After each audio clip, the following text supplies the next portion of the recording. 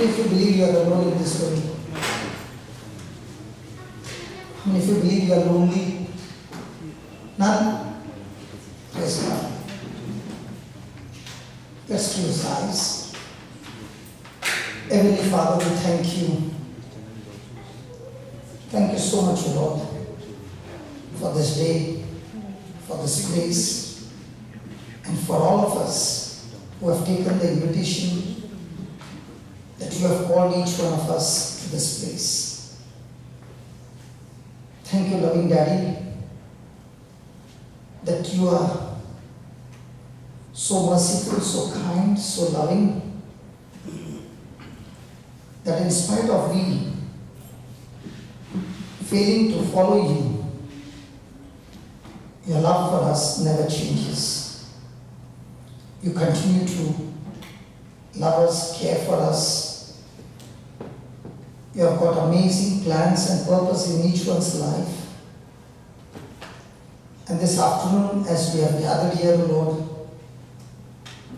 there are many who are going through terrible, terrible moments. The pressures of life, so painful that it is impossible to bear.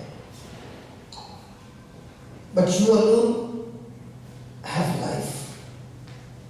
And Lord Jesus, you suffered for our sake, but yet you came to give us life in abundance. So this afternoon, as we are gathered here, Lord, speak to us, teach us your ways, the truths that sets us free. We are here in total submission, in total commitment to you.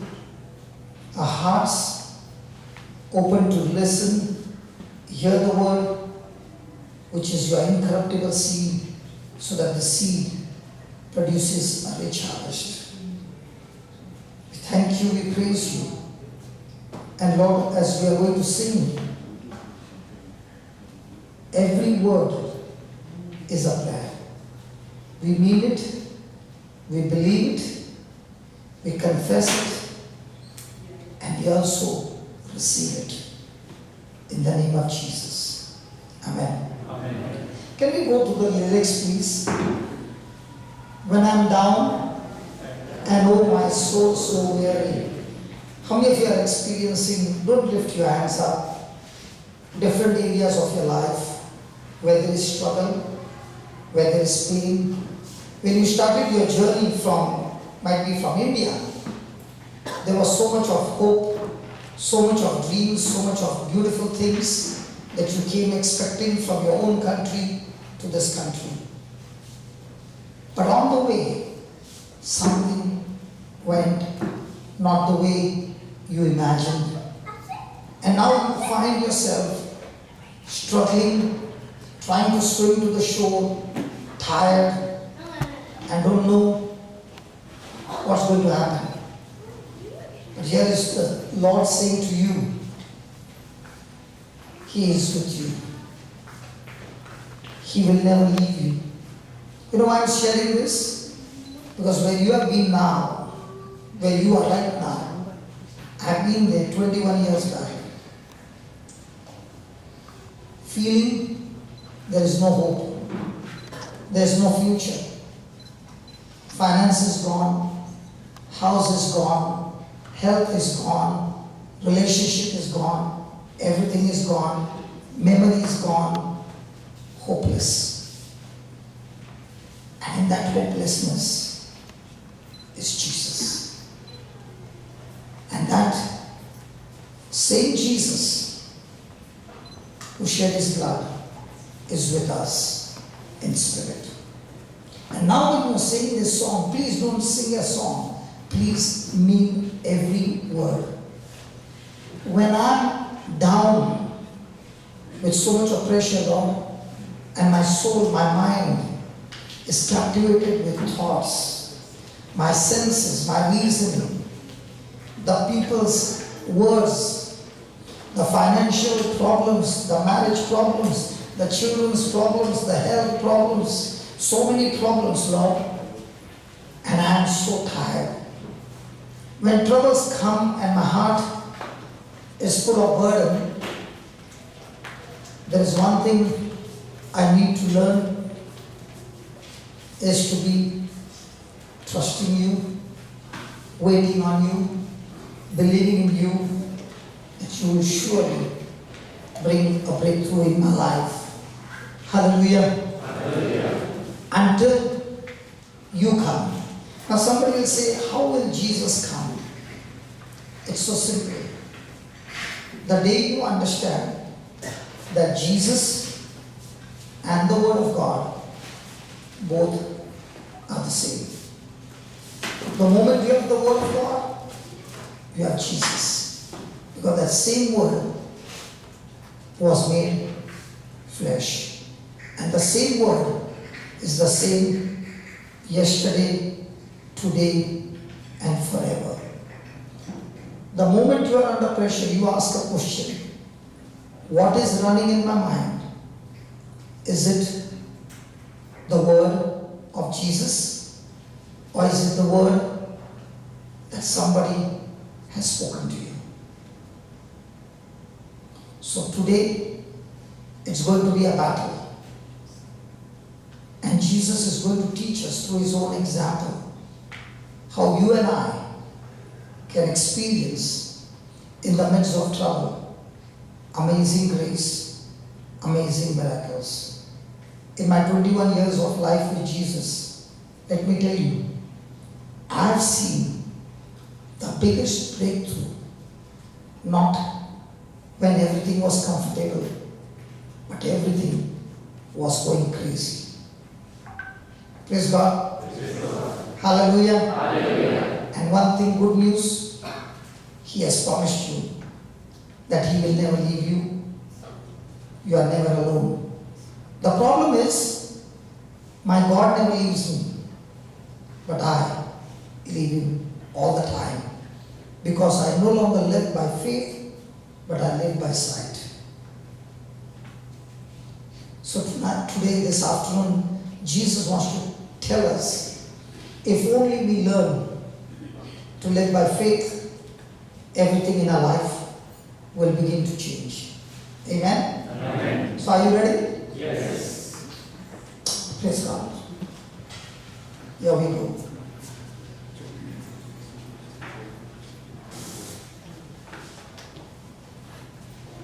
Thank you, Jesus.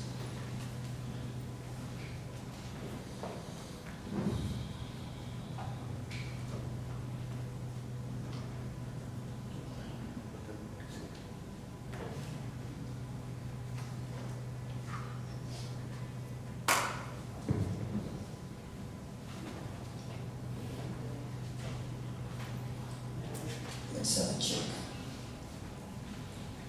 Are you ready, brother? Yusuf? It's not taking there.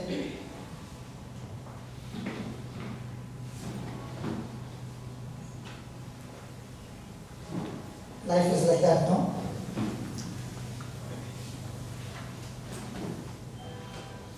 When we were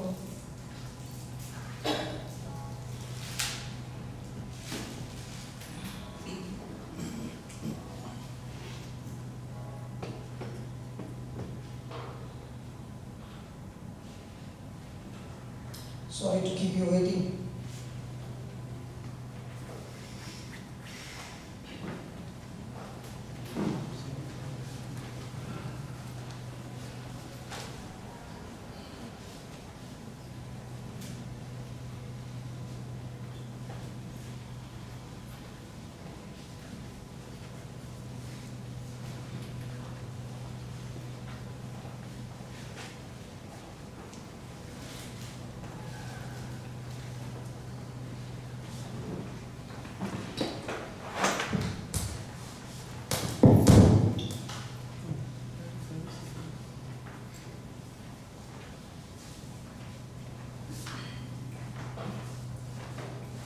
When we had a check just before, everything was going fine.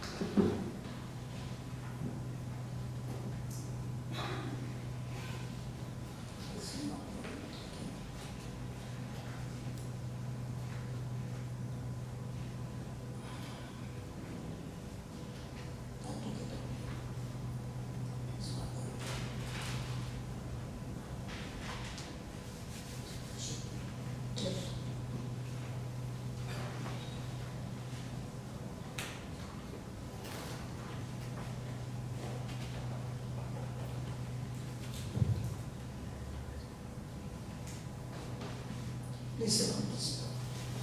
I'm sorry. Thank you, Jesus.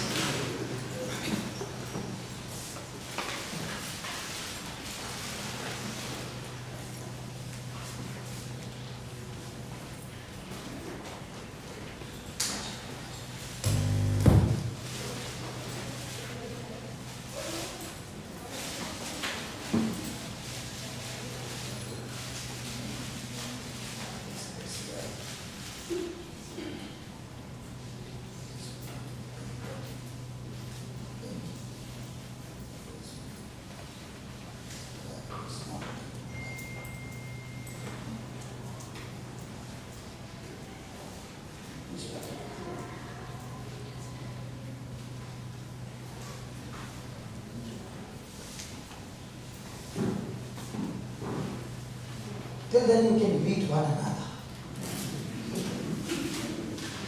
Talk to one another.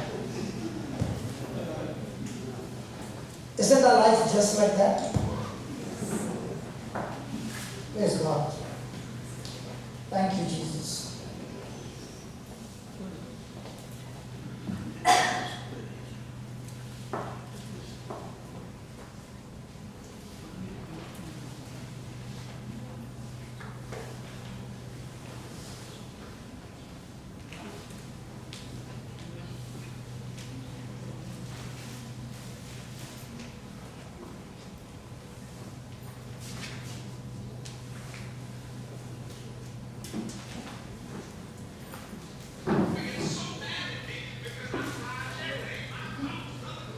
Thank you. Keep it on. No, keep it on. At least something is going on. Thank you. Brother, if you're not speaking, you got something else to speak.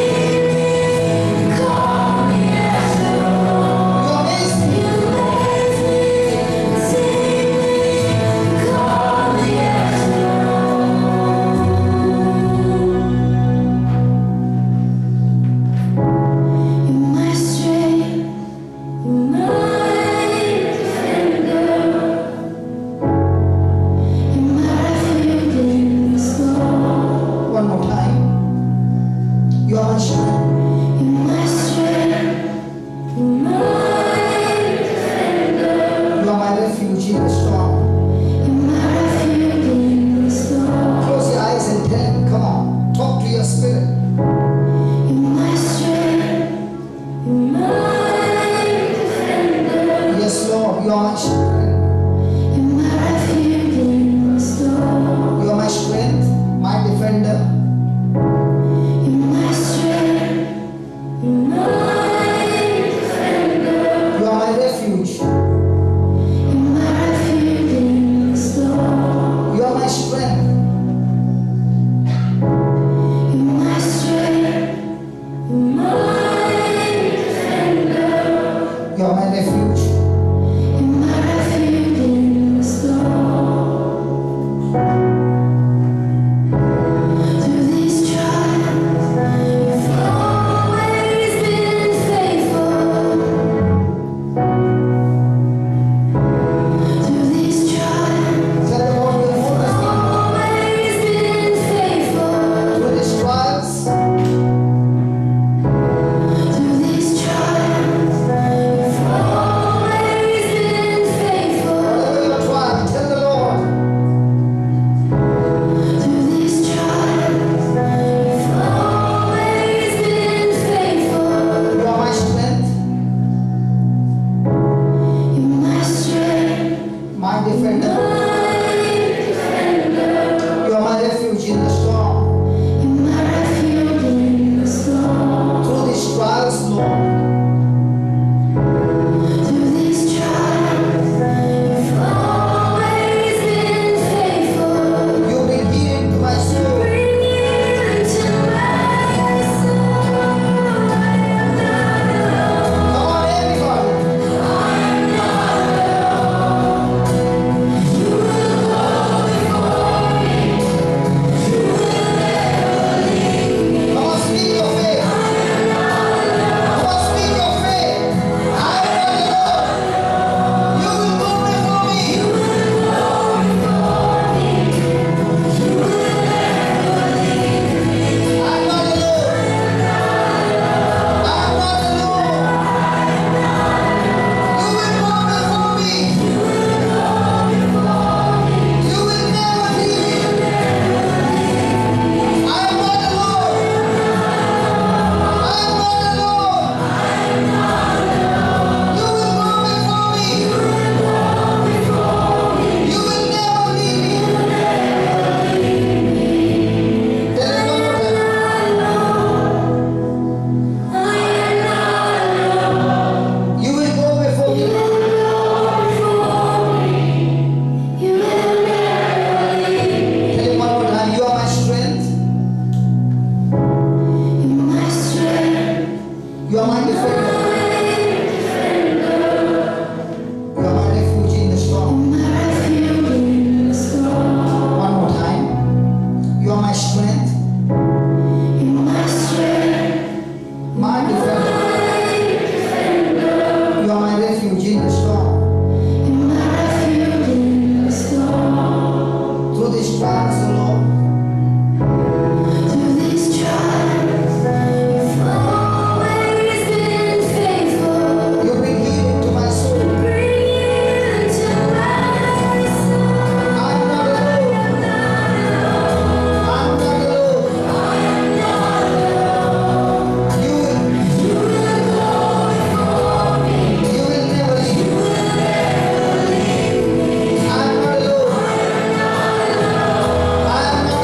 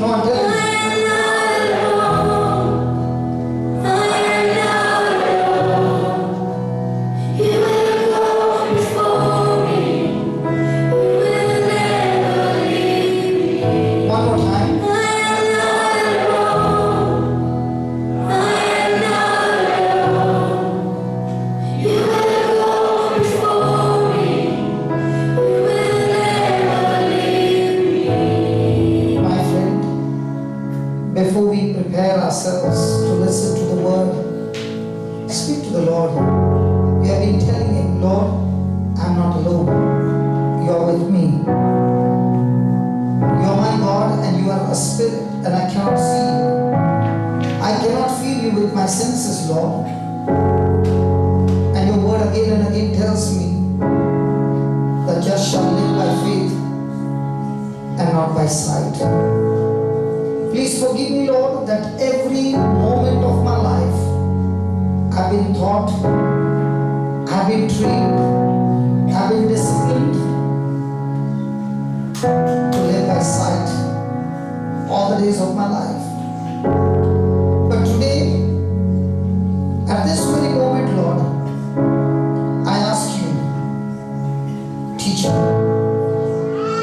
Teach me, Jesus, teach me. Open my spiritual eyes. Teach me your ways. I've been living in this world, being trained in this world, being taught the ways of the world. Yes, Lord, I'm seeking you, but with my senses. I'm seeking you through the knowledge of this world. I'm seeking you with sight. And I can only understand you, Jesus, by my faith. And this faith has no physical evidence. This faith is only the evidence that is in the Word. When I open my eyes, I see no one. I don't even see you, Lord.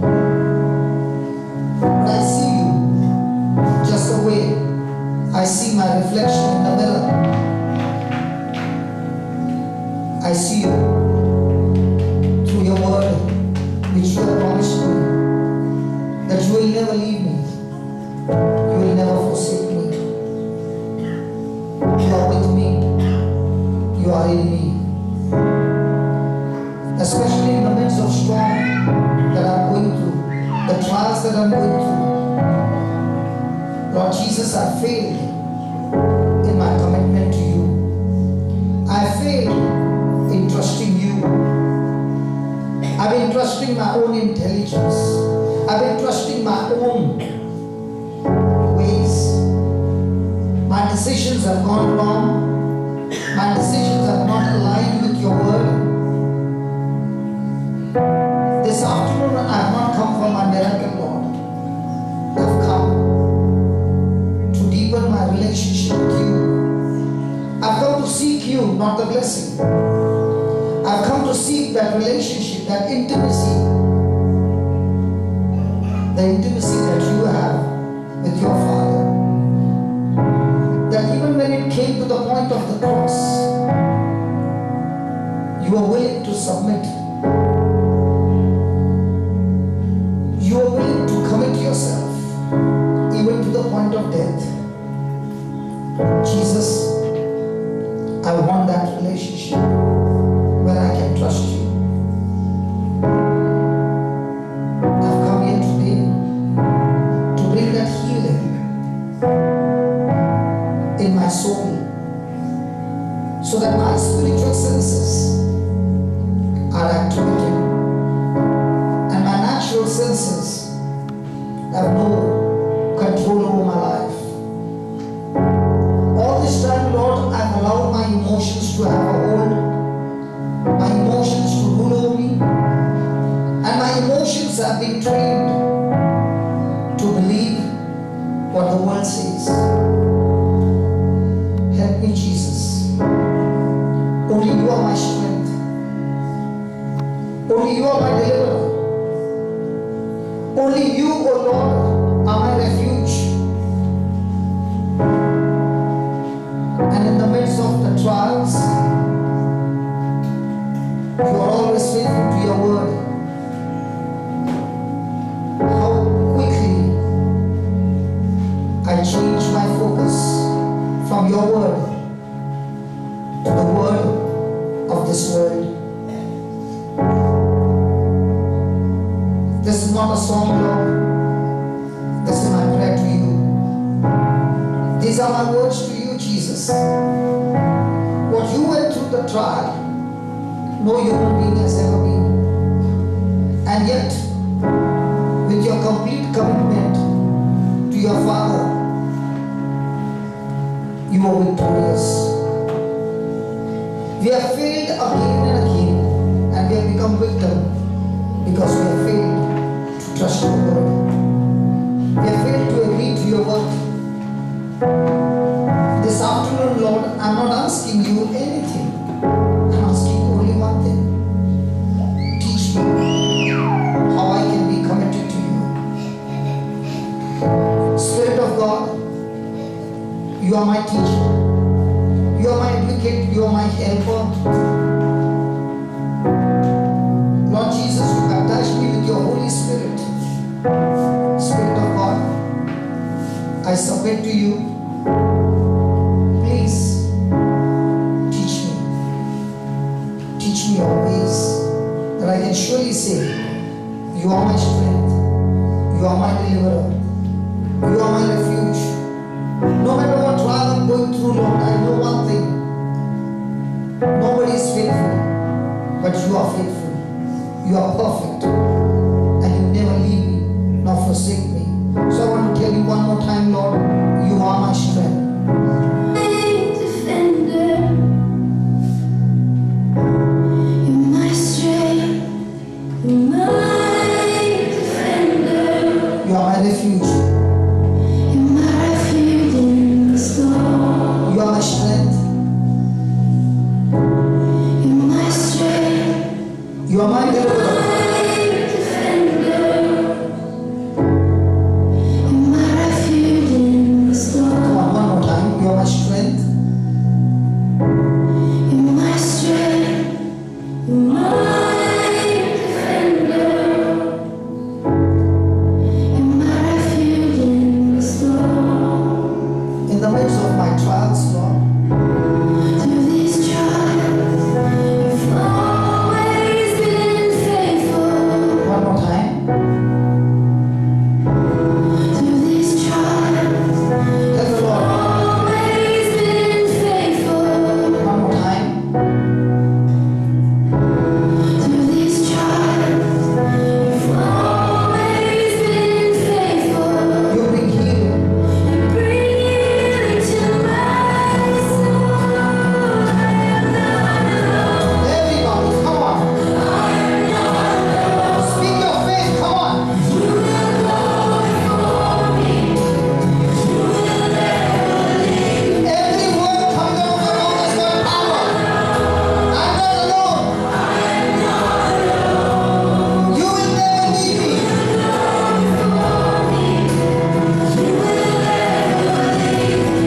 I'm not alone. Oh yes, I'm not alone.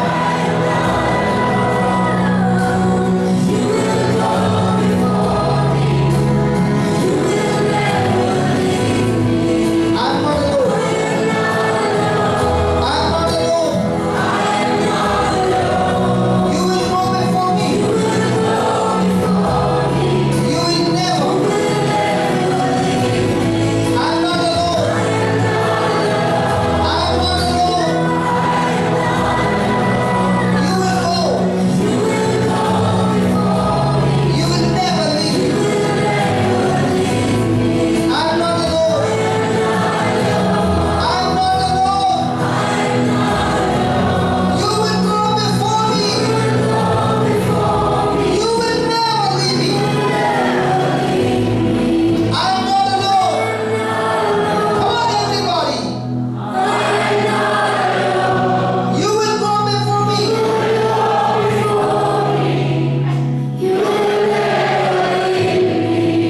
I'm not alone.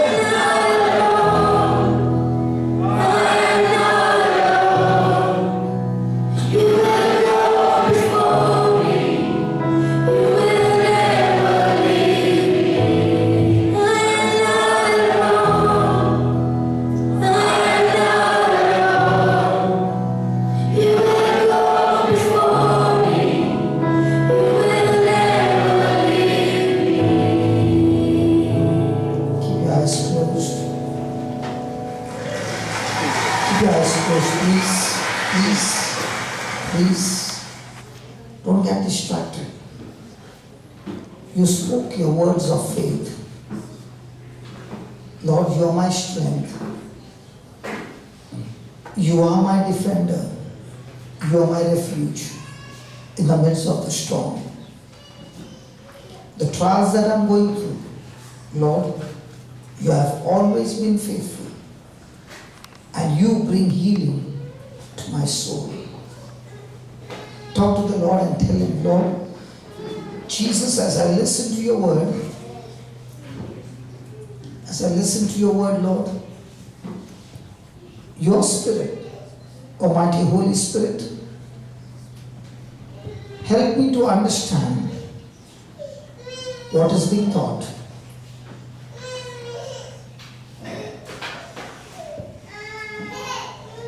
Help me, Lord, to believe what is being taught and to put it into practice. I ask you one thing from you. Give me understanding so that I walk my life every day by faith and not by sight. Father, we thank you that this afternoon, as you speak the word to us, your incorruptible word like a hammer is going to destroy the strongholds in our mind of the enemy. Every lie of the enemy be destroyed. And Father God, I thank you that you build up new strongholds in our mind. Strongholds built on the foundation of your word, the truth, that not only sets us free, but keeps us in freedom every moment of our life. We thank you, we praise you, in the glorious name of Jesus. Amen. Amen. Amen. Yeah, praise God. Please be seated.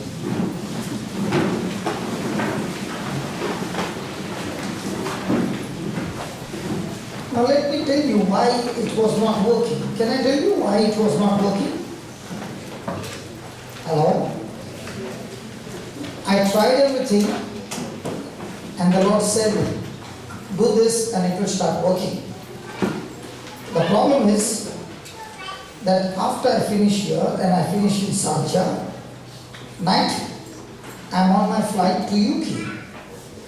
So this laptop, the power cable, I put it in my checking bag and taped it, and the power cable is in. So this power cable that I'm using is not configured to this laptop, but it is of the same company. So the moment I removed that and I clicked, everything began to work. Hallelujah. So that means there are problems, but if you have the understanding, the problem can be sorted out. And who gives us the solution? The Holy Spirit, through the wisdom of God. So today is a situation where Jesus is doing amazing healings and miracles, and the Greeks have come in search of Jesus. Yeah, the last one will be first. This is how the scriptures are fulfilled. Hallelujah. Thank you, Jesus. Praise God. Okay, so the Greeks have come and they want to meet Jesus. And Jesus is giving them an answer. How can anyone meet Jesus? Anybody here who wants to meet Jesus? Nobody. Praise God. I think I've come to the wrong place. Because sometimes when I ask the right question also nobody wants to put their hands up. Hallelujah. Hallelujah. Let's go there in the Gospel of John.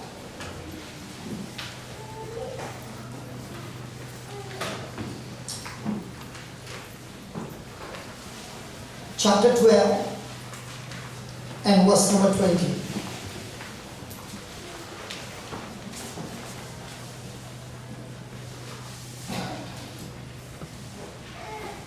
Are you ready? And there were certain Greeks among them that came up to worship at the feast. The same came therefore to Philip, which was of Bethsaida of Galilee, and desired what? Hey, it's there on the screen. Can you talk? And desired what? Healing, very good. Desired blessing. And desired what? The Greeks desired who? We desire who? Okay, come on. We desire Jesus or we desire the healing? We desire Jesus or the breakthrough? We desire Jesus or the blessing? Now, I don't know about you, but I was brought in a state where the desire was that I should get healed. You are so different from me. Hallelujah. Because when I was in that demonic problem, my wife surely had a desire that her husband should get well. In India, people desire that they get well. In Dubai, it's so different. Hallelujah. Hallelujah. Hallelujah. So they desired whom? Jesus. Saying, so we would see Jesus.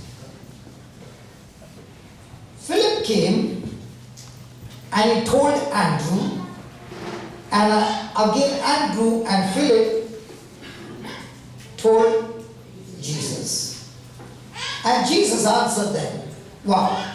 Now there are some visitors who want to meet Jesus, and there are two of the staff members who are sitting out, and the staff members went and spoke to the boss. There are some Greeks who have come to meet you, and here is the boss giving them the answer. The hour is coming that the Son of Man should be glorified. Verily, verily, I say unto you, the passage, brother.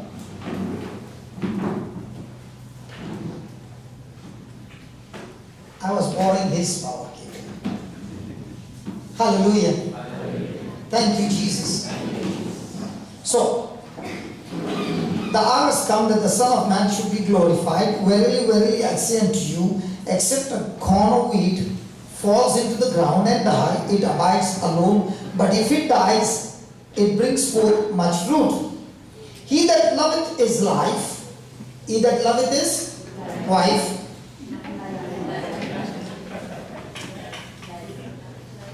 Hello. Thank God it's not wife.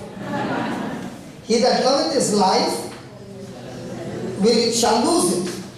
And he that hates his life in the world shall keep it unto life eternal. If any man serve me, let him follow me. And where I am, there shall also my servant be. If any man serve me, him will my Father honor. Praise God. Hallelujah. Hallelujah. So in this passage, Jesus is speaking about people who want to see him, people who want to encounter him. Praise God. And here is Greeks who have been watching Philip. Philip is very close to Jesus.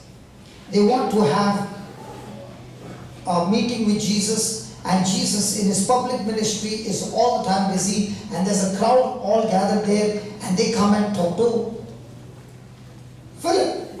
Now Philip goes and talks to Andrew. Does this happen in our real life, in our everyday life, that some people, they look at you and say, if I can get in touch with this person can take me to Jesus? And that's what we do every day.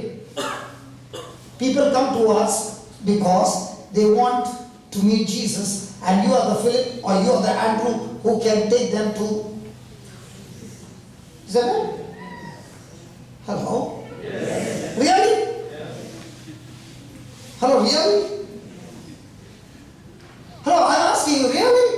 Yes. Okay, tell me, how many of you brought some Greeks along with you? When you walk today, how many of you came with some Greeks? Anybody brought somebody? Yes. Whom did you bring? Your wife?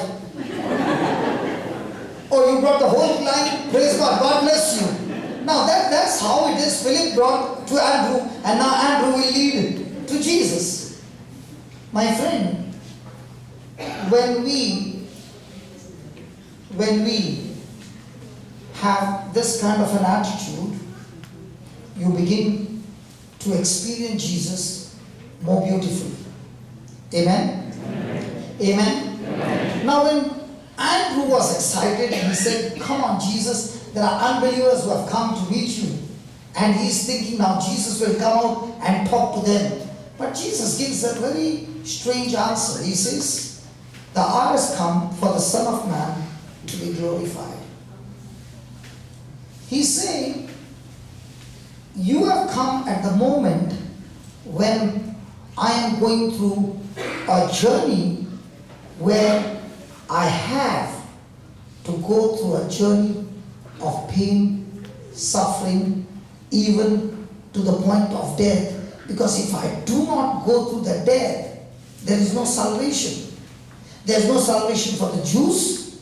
There is no salvation for the Greeks. There is no salvation for the human race. And that's why he's giving them an example and saying, just as a seed falls into the ground and dies, then only it is able to produce the fruit. But if that seed refuses to fall into the ground and die, then it remains selfish. You take a seed and keep it on the shelf for the next 10 years. The seed will be there, but it will produce nothing. So in other words, Jesus is saying, my hour has come when God is going to be glorified, and I also will go through this journey where God will glorify me, and in this journey of death is going to bring forth the fruit. These Greeks who are searching for me now in the physical form, these Greeks will encounter me now wherever they are through my spirit. Can we give the Lord a big hand for that? Hallelujah. Hallelujah. Hallelujah. Thank you, Jesus. Thank you, Jesus. So Jesus is giving a powerful truth about himself. He humbles himself and says that he is the Son of Man. He is a living God.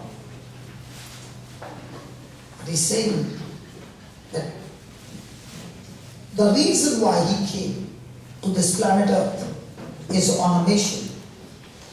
And the mission is to die. And not just die, but die as a sacrifice. That's why Jesus' death is not an accident. Jesus' death is not a martyrdom. Jesus' death is a full-fledged plan and purpose of God. Praise God. Is there anybody here who uses mobiles? Is there anybody who uses a mobile? Why do you think the mobile was created? Does it have any purpose? Everything that you have with you right now, everything, it was created and it had a purpose. In the same way, the Lord is saying, I have come to this planet Earth on a purpose. And I, the Creator, have created you and planted you on this planet Earth also on a purpose. And the purpose is that anyone who wants to discover the purpose of his life, then one thing is sure: to experience the glory and the power of God and the resurrection power is that the person is willing to put to death his carnal nature.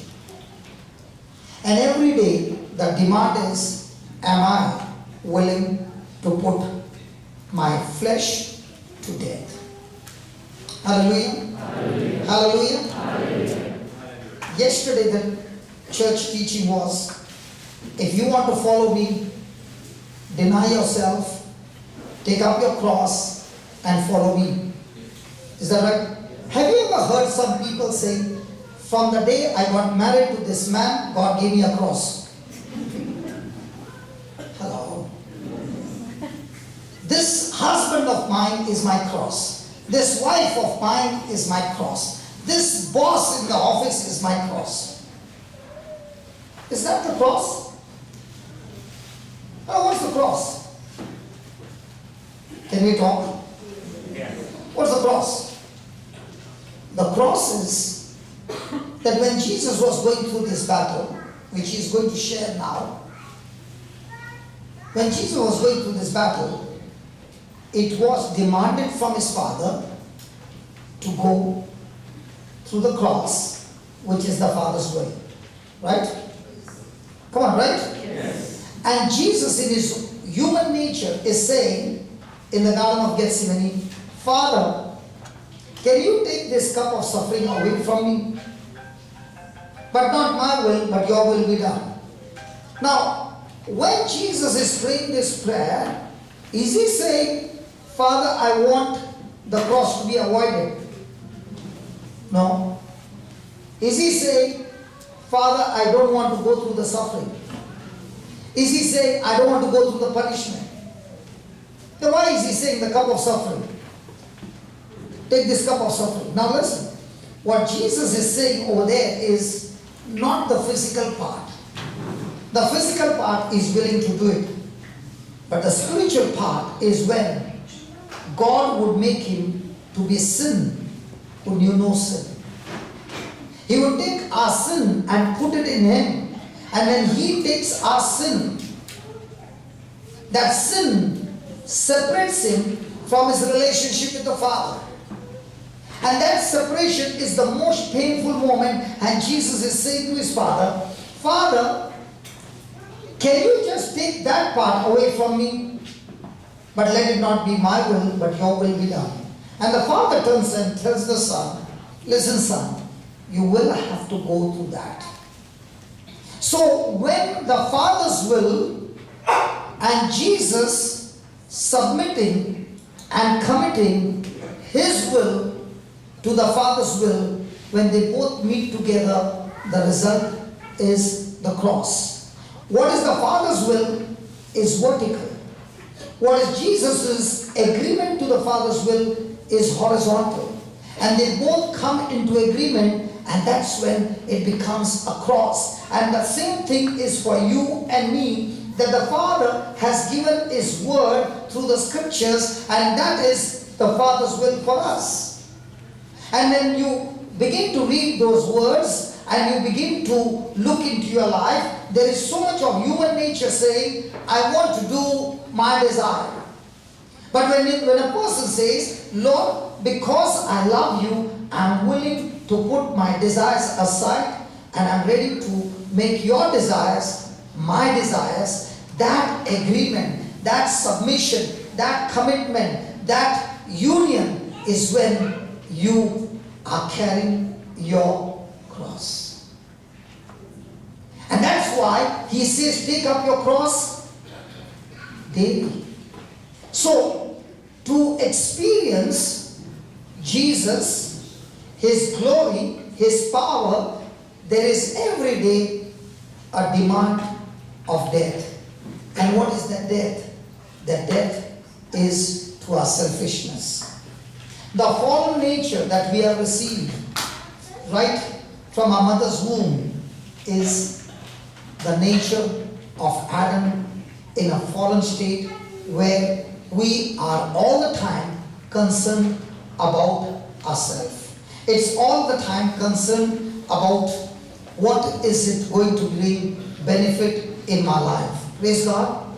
Praise God. And that's why Jesus is saying, if a person is not willing to put to death his self with his own choice, with his own will, then that person, even though he's a Christian, even though he's baptized, even though he knows the word, even though he has the Holy Spirit, that person will not produce fruit, because to produce fruit, the seed has to die. Hallelujah. Thank you, Jesus. And that's why I look at the verse 24. John 12:24. Truly, truly, I say to you, unless a grain of wheat falls into the earth and dies, it abides alone or it remains by itself alone, but if it dies, it produces much fruit. So, what is the path of glory? Say the glory. Have you heard the word glory before? What is glory? God's glory filled the temple. So what's glory? Okay, let me put it this way. Let's say there was a man sitting here who is blind. And the word of God is being preached, and all of a sudden he starts yelling and screaming and he says, I can see, my eyes are open. Now how many of you saw the Holy Spirit? None. But how many of you saw the work of the Holy Spirit? Everyone. Means what? I cannot see God with my eyes, but I can see His mighty works with my natural eyes. So those mighty works which I cannot see with my natural eyes, because they are not common, they are impossible, they are something that are supernatural, and that when you see is God's what? Is what? God's glory. And Jesus is saying that the hour has come for His. Come on, read that.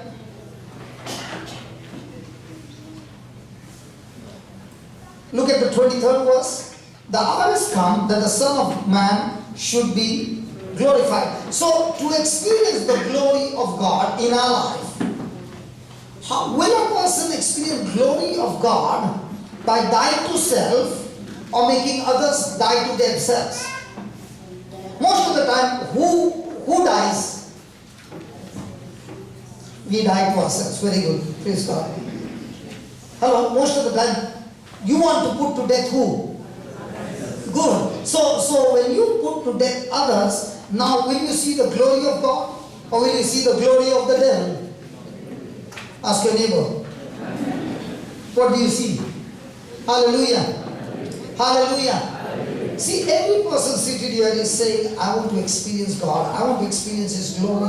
I want to experience the fruit of the Spirit. And here is Jesus saying, unless a grain of seed falls into the ground. So what's the object of the grain? To fall into the ground. So when a person is refusing to die to self, is that person willing to crucify his flesh? No. And if his flesh is not crucified, then in his body, who is in charge? The spirit or the flesh? So if the flesh is in charge, which fruit will be produced by that person? Hello. Which fruit? The fruit of the spirit or the fruit of the flesh? So when the fruit of the flesh is seen, what is the reason why the fruit of the flesh is seen? Because the person's thinking does not align with God's word. Now here is Jesus talking to His disciples and saying, listen, my time has come so close that I am excited of the glory. And the only way I can experience that glory is when I'm willing to abide with my Father's will. And when I'm ready to abide with my Father's will, my natural human nature will say no. And I have to teach myself to put that to death. Amen? Amen? Amen. Hallelujah. Hallelujah. Hallelujah. Hallelujah. Thank you, Jesus. Thank you, Jesus. Thank you, Jesus. Thank you, Jesus. So only when Jesus is willing to go to the cross and with His own choice agreed to do the Father's will, He is not only put to death. And what fruit do you see when Jesus is going through this journey? We see Him being insulted, abused, tortured, whipped. He is made naked. Everything is done against Him. And what is His response to that? The response is only one thing. I still love you. I still forgive you. I still want you. Did He curse anybody? Now in this, in the natural eyes, does Jesus look like a victim? Yes. Does he look like a loser? Does he look like a defeat? Now when he died, they took his dead body and buried him. Did it look like lie, sin had victory?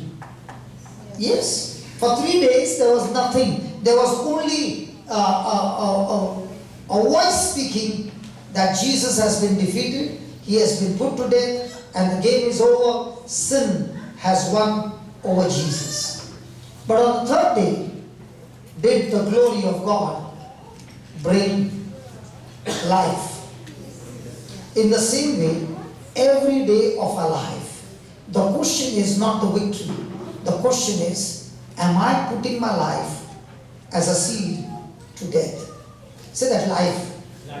If somebody has to come and ask you, Jesus said the one who loves his life will lose it. The one who hates his life will receive eternal life.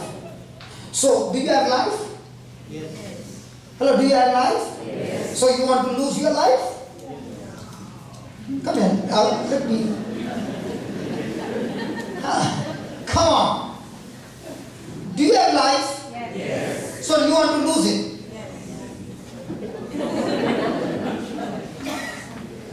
See, before I lose my life, I must know what is my life.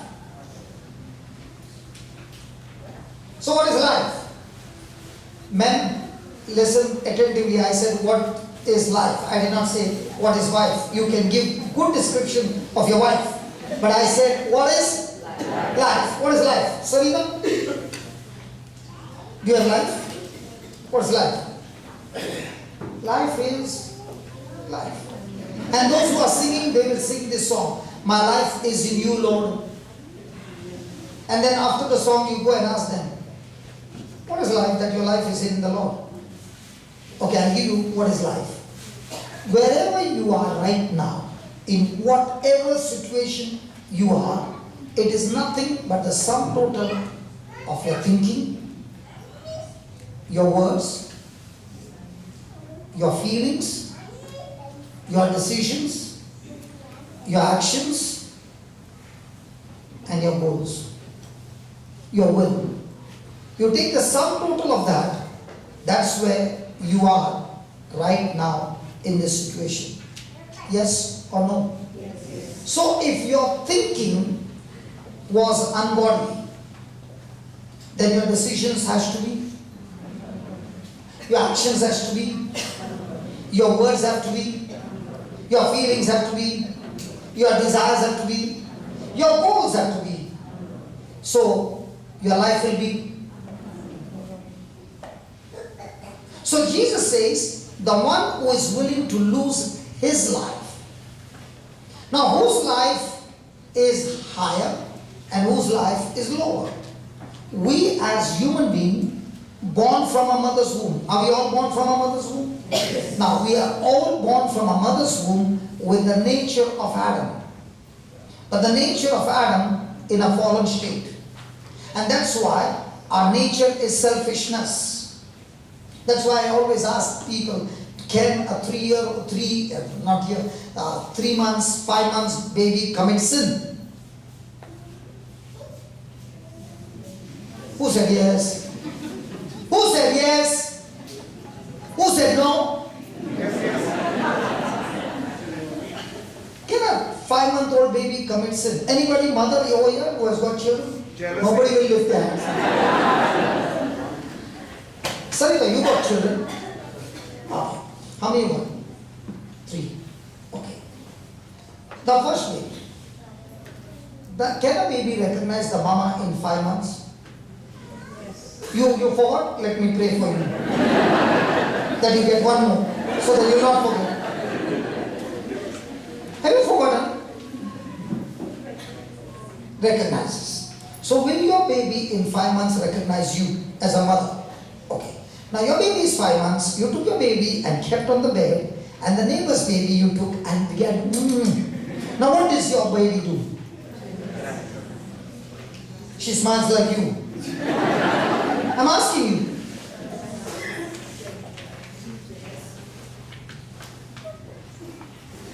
Answer, come on. But she cries, but not jealous. She cries, but not jealous. She cries, but not jealous. How can the child be jealous? I know that. Now tell me, who spent more time with the child? You or your dad or your husband?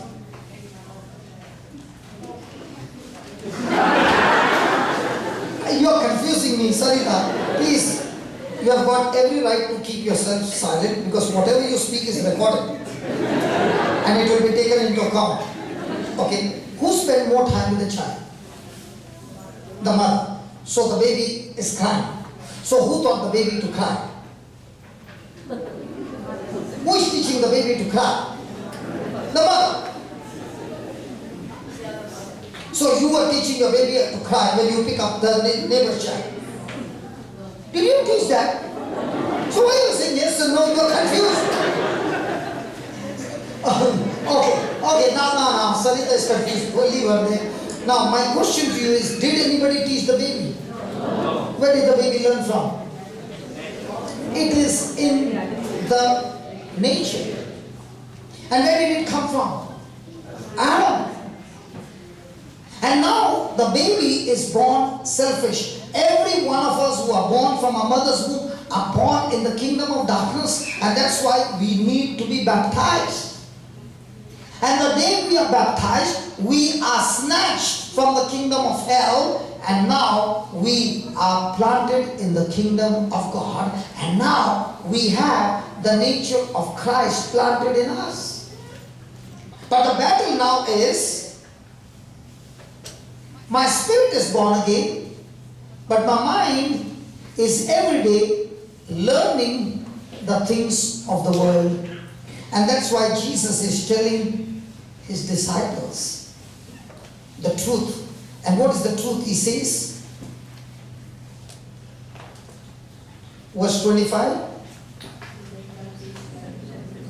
he that loveth his life shall lose it, and he that hates his life in this world shall keep it unto life eternal. Now, every day we have knowledge. What you are receiving right now is a knowledge.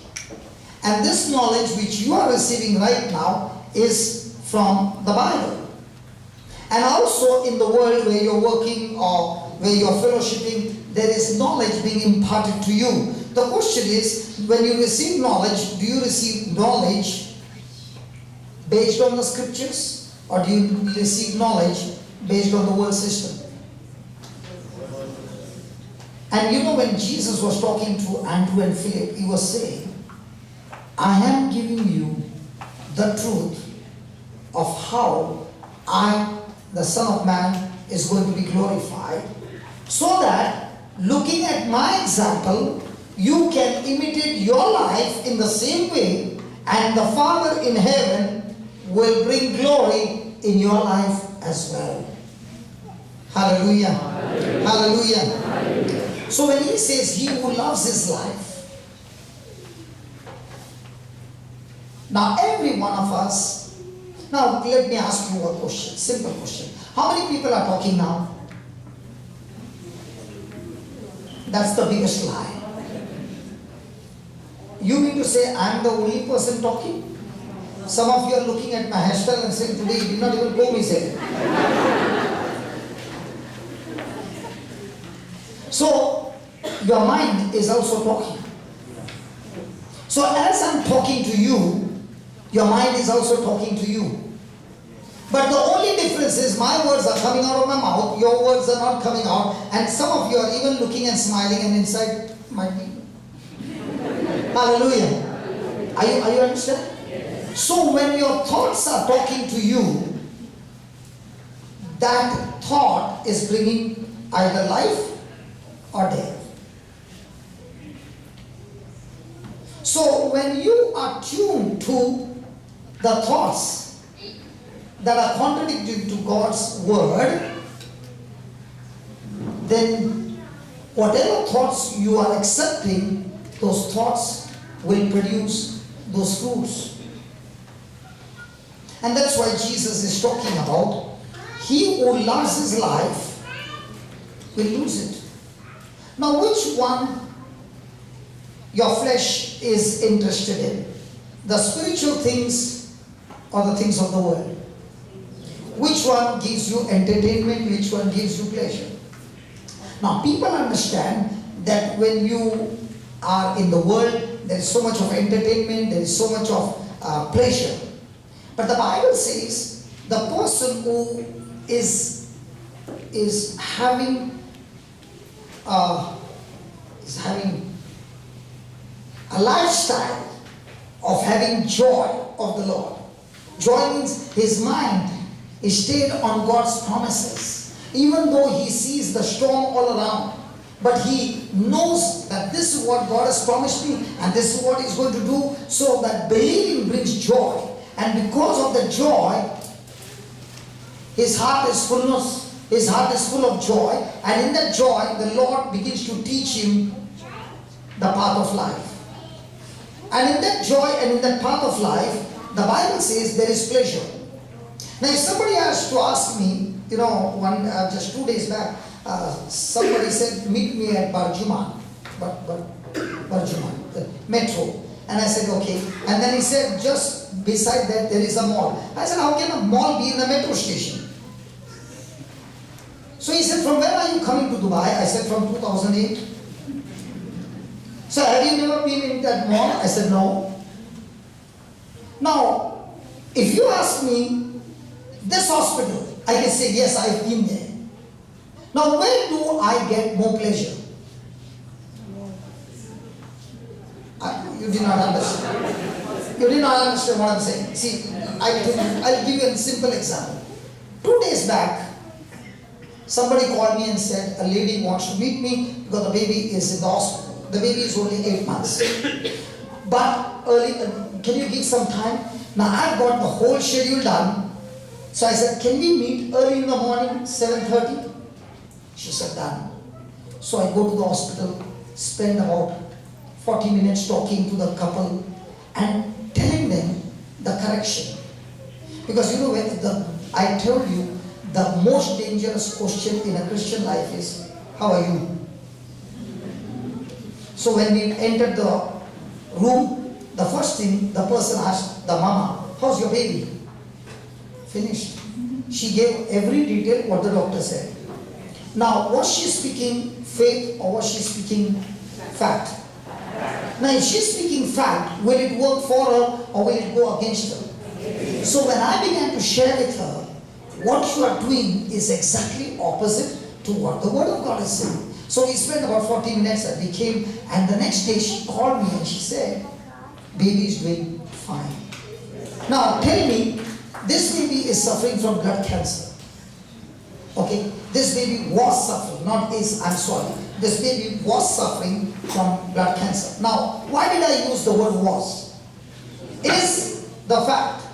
But the truth is, this baby was suffering because the Bible says that blood cancer has been nailed on the cross when Jesus took her place on the cross.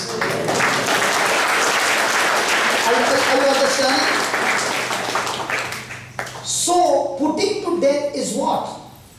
Putting to death is all this lie that the devil has been injecting in our mind. And that's why Jesus said, adultery is not dangerous, but thinking about it is dangerous. Murder is not dangerous, but hating your brother is dangerous. Are you understand what I'm saying? Yes. So the thought is what has to be put to death, and once the thought has been put to death, now you are aligning yourself with the Lord. Now you are willing to lose your life and agree with God's word, and you are living with God's word. Now you are experiencing that eternal life that Jesus came to give us. Amen? Amen? Amen? Amen. Hallelujah. Hallelujah. So when Jesus said, he who loses his life, he who loves his life, loses it. He who hates his life in this world shall keep it to life eternal. If anyone serves me, let him follow me. Let him. How many of you want to follow Jesus? Come on, lift your hand, don't put a half. Then when I say something quickly, come on. How many of you want to follow Jesus? My question is, if you want to follow Jesus, where do you want to follow Jesus? No, listen. When Jesus was going through this battle, and now he's talking to his disciples, this, and the very next moment, he is going to go where? To Gethsemane. So when he says, those who want to serve me, follow me, means where is he telling you to follow him? To Gethsemane. Now who wants to follow Jesus? Because see what he says. If anyone serves me, let him follow me. And where I am, there shall also my servant be. If any man serve me, him will my Father honor. So is Jesus first beginning the truth about talking about himself? Yes. Is he saying to you that the hour has come that the Son of Man should be glorified? Yes. Is he saying now this will only happen if he takes his life as a grain of wheat or a corn and plants it for that life to die? Praise God. And then only it shall produce much more fruit. Now, when Jesus said this, let me put it this way. Was Jesus in flesh and blood when he spoke this? Come on. Yes. Now, when he died on the cross, did he die with sin, without sin? Without. So, which person can die? The reason we die is because of sin. The wages of sin is death. Now, did Jesus commit sin? Was he made to be sin? But did he do it? Did God make him to be sin? But did Jesus disobey God and became a sinner? No. So God planted that sin in him, and because of that sin, he tasted death. Now he went down to the dead. But had he committed sin? And because he had committed no sin, he could not die. And that's why the victory is because he committed no sin. The Father raised him from the dead. Now when Jesus rose again, did he rise up in flesh and blood? Hello? Hey, Jesus died in flesh and blood. But when he rose again from the dead, did he rise up in flesh and blood? Was the body the same? No, the body was not the same, because there were times when they were in the room all scared and Jesus just went through the walls. Are you following? So when Jesus rose from the dead, he did not rise up the same. He had a resurrection body. And because of the resurrection body, he went back to heaven and sent another person just like him. Now, Jesus in flesh and blood could go to whose house? Peter's house. Could he go to John's house? Hello? He could go with one person. So when Satan crucified Jesus, it was a grain of seed. But when that seed died and rose again, on the day of Pentecost, the Holy Ghost came on every body who were gathered there. And now, in each one, that seed has come through the anointing of the Holy Spirit. Now, how many Jesus is there? See, there were 120 on that day. Do you remember? On the day of Pentecost, how many Jesus died on the cross? He rose again. He sent down. Now, in the Old Testament, the Holy Spirit would come upon or come into. Upon. Why he could not come into? The reason he could not come into, because man had sinned. Now in the New Testament, is sin inside or sin is on the cross? Are you following? So what is in you? The righteousness of Jesus is in you. Now is Jesus, the Christ, the Holy Spirit, upon you or inside you? So when Peter stood there on that day and he opened his mouth. Did he open his mouth because he's Peter or because the Spirit of God in him is talking? So on that day, how many got born? 120 on the day of Pentecost. Then one person, Peter, with Christ went and preached. And how many more got born? So now how many Jesus is there all around the world? You did not follow. Are you understand what I'm saying? Yes. When Satan crucified Jesus, he was so happy. He said, I finished with the Son of God. And Jesus would have smiled and said, my life has been a seed. Just wait and watch. The seed has fallen into the ground, and now when it sprouts, there are so many Jesus in us. That's why, because Jesus is in us, and when we touch people, the people get healed, not because we are good, but because God, who is good, has given us His Spirit, and the same Spirit who created the world is in us, and through the same Spirit of God, mighty signs and wonders are done. Are you understanding what I'm saying? So how many Jesus now? Now, when Satan crucified Jesus, he said, it is over. And he must have put his sweat down. Finished. And then the body was buried, and the tomb, the stone was put, and he must be dancing and having great party. But after 3 days, the countdown began. 10, 9, 8, 7, 6, 5, 4, 3, 2, 1. The stone was rolled, and out of that came Jesus, who is alive, and the same Jesus who is alive in every one of us.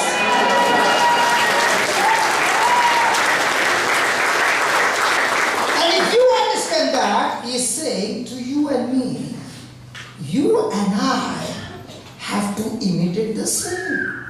And that's why every day we are challenged to put to death what? Our carnal thinking. It's not by force. It is my willingness. And that's why the crucifixion is so very important. Jesus' crucifixion is a seed that brought forth much more fruit. Your crucifixion of you dying to your flesh is going to bring much more fruit, because now your life is being poured out for others without your benefit, but only for the kingdom of God. And once you begin to experience this, now you're saying, no pleasure of this world can satisfy you, because this pleasure is beyond imagination. That's why he says, taste and see that the Lord. And once you get this taste, it's an addiction. Hallelujah. Hallelujah. Now you're just looking around to find somebody in trouble, and you're saying, hey, you are in trouble, hold my hand. Christ in me is going to make you get out of that water and make you walk on the same water, just as he made Peter walk on the water. He's going to make you walk on your same trouble, so that now you are walking on your trouble and teaching others how to walk on their trouble. Yes. Come on, let's give the Lord a big hand for that. Hallelujah. When he said, the one who hates his life, question, am I willing to hate a life in this world? Are we willing to hate that pleasure that Satan is offering? Are we willing to follow the path to Calvary? Are we willing to serve the Son of God the way he followed his Father's will? Will we allow the truth to become our life?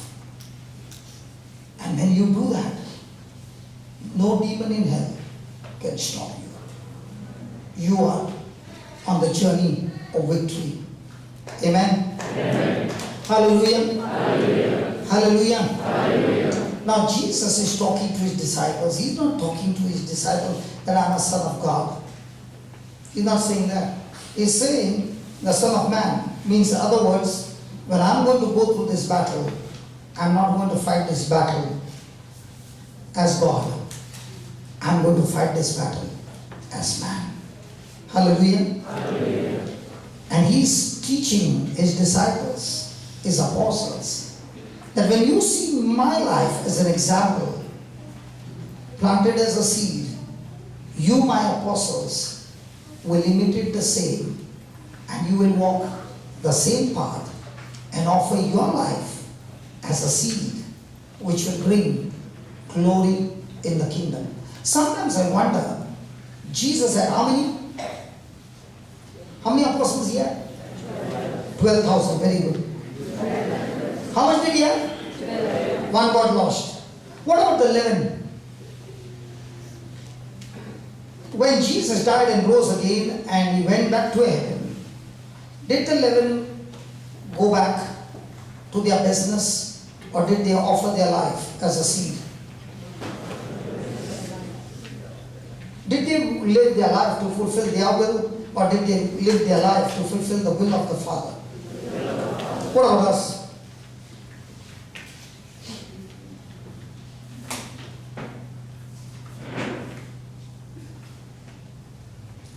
You know, I just came from Uganda, and when you see those souls, it's like a trawler fishing.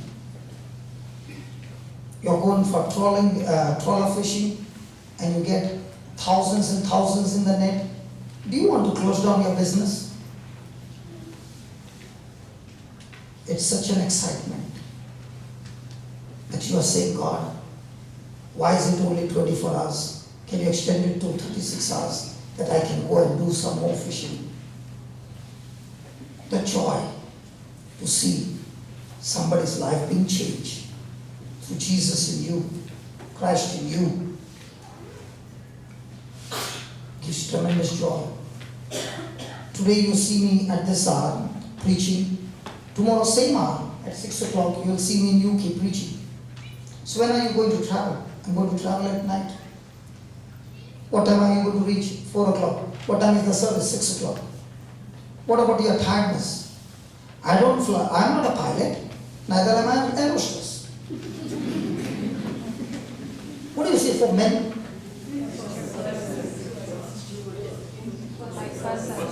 You know better. I understand because that's not in the Bible. That's why I don't know. Hallelujah. Hallelujah. So when Jesus says, the one who wants to serve me should follow his example, and he says, follow me. So when he's saying, follow me, he's saying what? Follow me for what? Follow me to fulfill my Father's will. And every day is a challenge. The challenge is not how much I know the Bible. The challenge is how much am I willing to follow him today. Now let me give you an example. Were they Pharisees? And were they the fishermen? Now both of them are there. Who do you think are having more intelligence? The fishermen. Praise God. Anybody from Bombay? Have you traveled by local train? And especially ladies? One fisherwoman walked into your compartment, ladies' compartment. Any lady has got the guts to go and tell her, why did you come here? One lady only. And all the ladies together. Do you have the guts to tell her, why did you bring your fish here? Why not? Because if she's carrying the basket, little it will tilt and all the water will come on. Is that right? Yes. Now my question to you is, if Jesus has to choose, should he choose the intelligent one or these most disciplined, mannered, well-educated fishermen? Who would you choose? Now, who would you choose? But who did Jesus choose? Okay. Now, who knew the scriptures more? How do you think the fishermen knew? Then how come they knew more scriptures and these knew very little, but yet they were able to do amazing miracles and the Pharisees could not do even one? I'll give you another example, okay? You are a Christian coming for a meeting like this for the last 10 years, okay? And you got a limp on your leg and you're walking. And you brought a Hindu brother or some unbeliever who has got a bigger limp than you. Both of you are sitting. Now who got faith?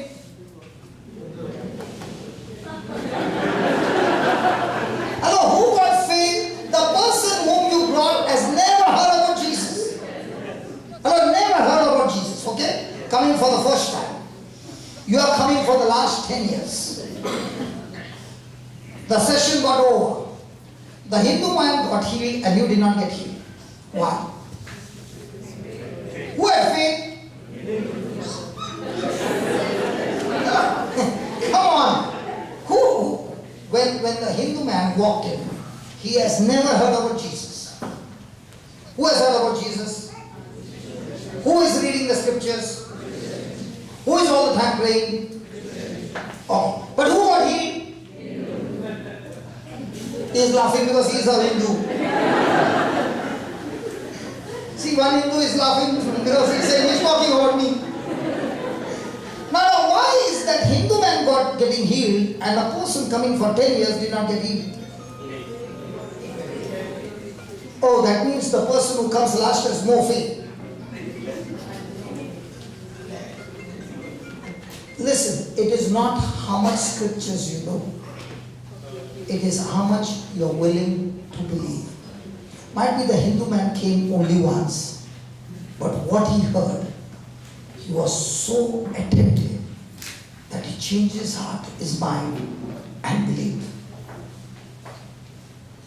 And when he believed, he got it so tight that he would not allow that grip to go. And that's why such people receive more faster and bigger miracles than a person who is saying, I've heard that before.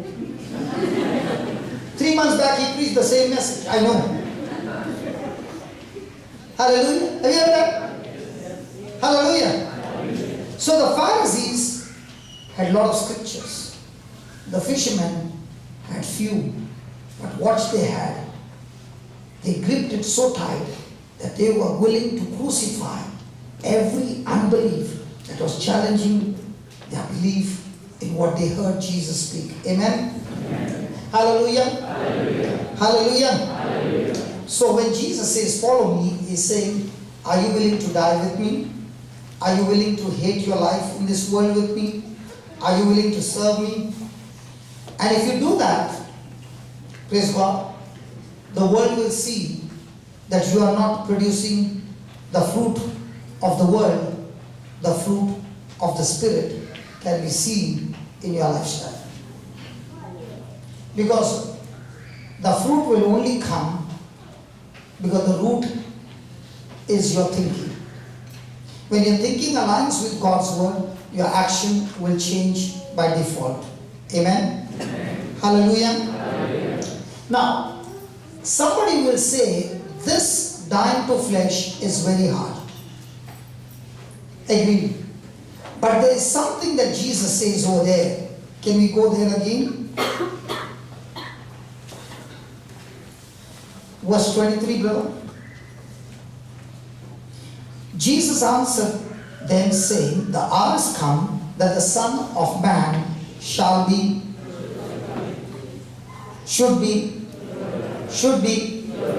So even though the way is hard, but there is one thing promised, God's glory.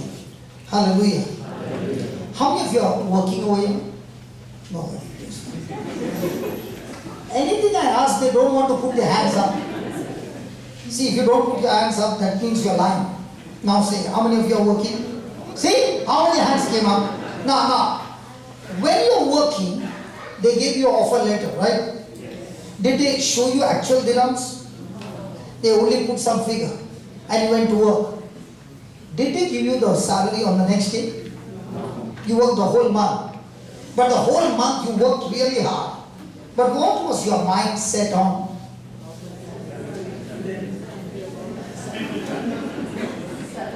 How many of you would like to do the same job for no salary? Nobody's putting their hand up. That means what is motivating you is salary.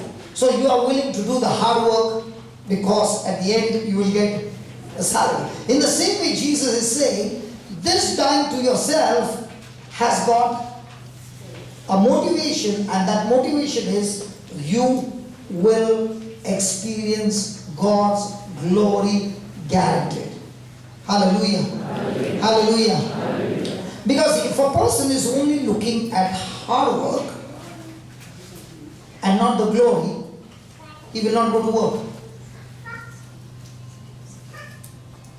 Supposing you are in a dhaka company.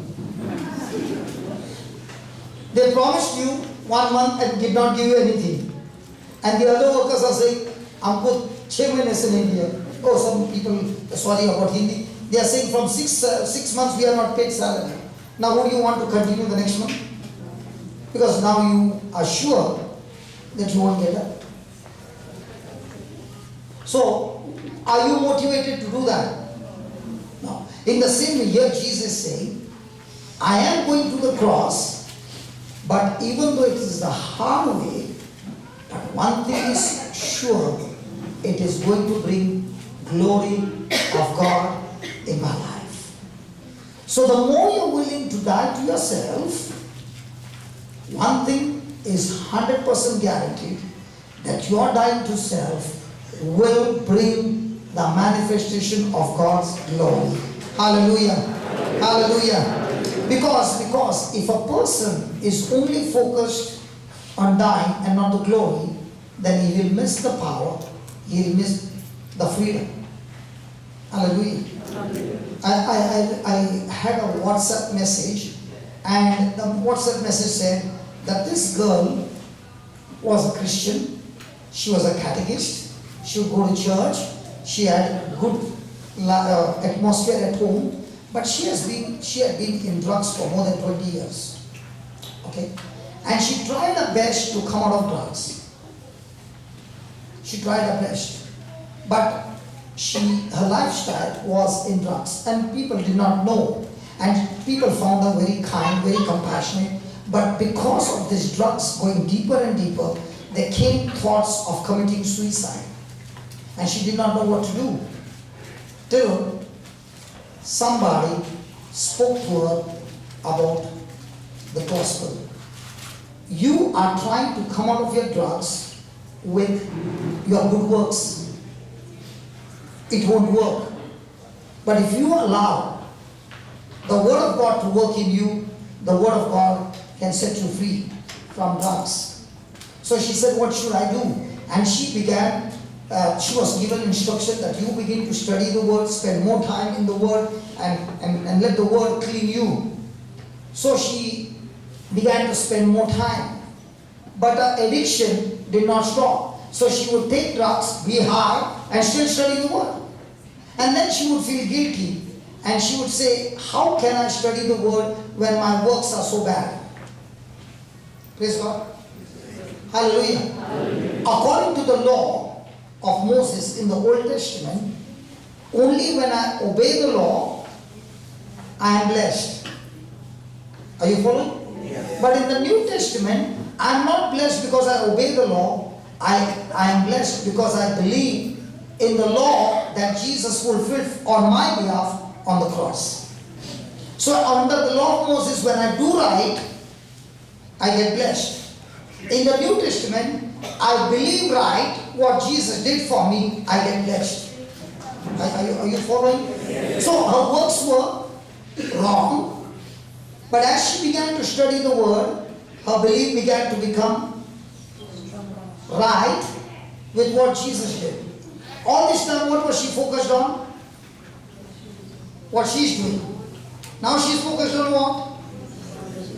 So she did not even realize when she began to believe in what Jesus did, and she got her focus on what Jesus did, that Word began to cleanse her, and one fine day she found the total desire is gone, and now she is ministering to people in prison, and she has got a very powerful ministry. And she said, all this time I tried to do things, but when I began to realize that when I was willing to renew my mind to what Jesus did for me, that Word set me free. Amen? Amen? Amen. Hallelujah. Hallelujah. So what was the labor that she had to do? The labor that she had to do was to spend more and more time in the Word of God. So the more she spent her time in the Word of God, the Word of God empowered her to die to her flesh. All this time she was trying to do with the willpower. Now it was no longer willpower, now it was word power. And when the word power got activated, she was totally delivered from addiction. And today she is having a ministry where she is dealing with people with addictions. Hallelujah. How do you know what's your ministry? The very pit in which you are fallen now, the Lord is not only going to bring you out, He's going to bring you out with good training, practical training, so that when you come out, you will say, hey, listen, I've been in that pit before, and God showed me how to come out, and I've come to tell you how you can come out of your pit. Praise God. Hallelujah. Hallelujah. And that's the ministry that God has called you for. So when God brings you out of the pit, using the word of God, there comes a time when you become so trained of dying to your flesh because of God's word, that then you stand on a pulpit to teach others how they can come out of their pit. Praise God. Hallelujah. Hallelujah. Hallelujah. Now, there is another danger if I only focus on the hardship of dying to self, then I will lose the power and the freedom. But if I'm only focused on the power and the freedom, that is the glory which is going to come, then I might lose my mindset to put my life as a sacrifice. So there has to be a balance of both.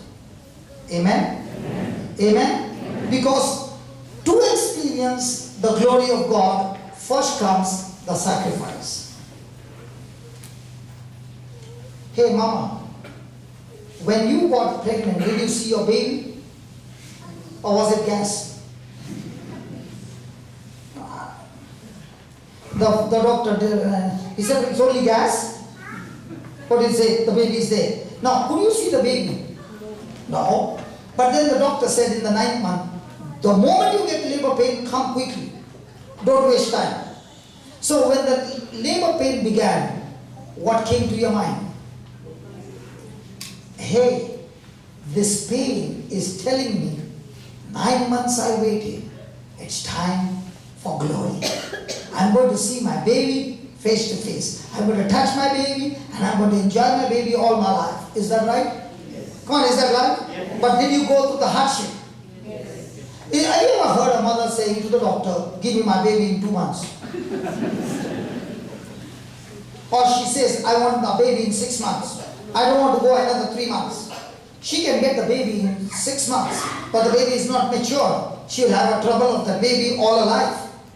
Hallelujah. In the same way, the Lord is saying, there is going to be time for hardship. Praise God. But when I'm ready to go through the sacrifice, the whole journey, there will come a time of glory. Tell your neighbor, I'm already pregnant and it's time for my glory.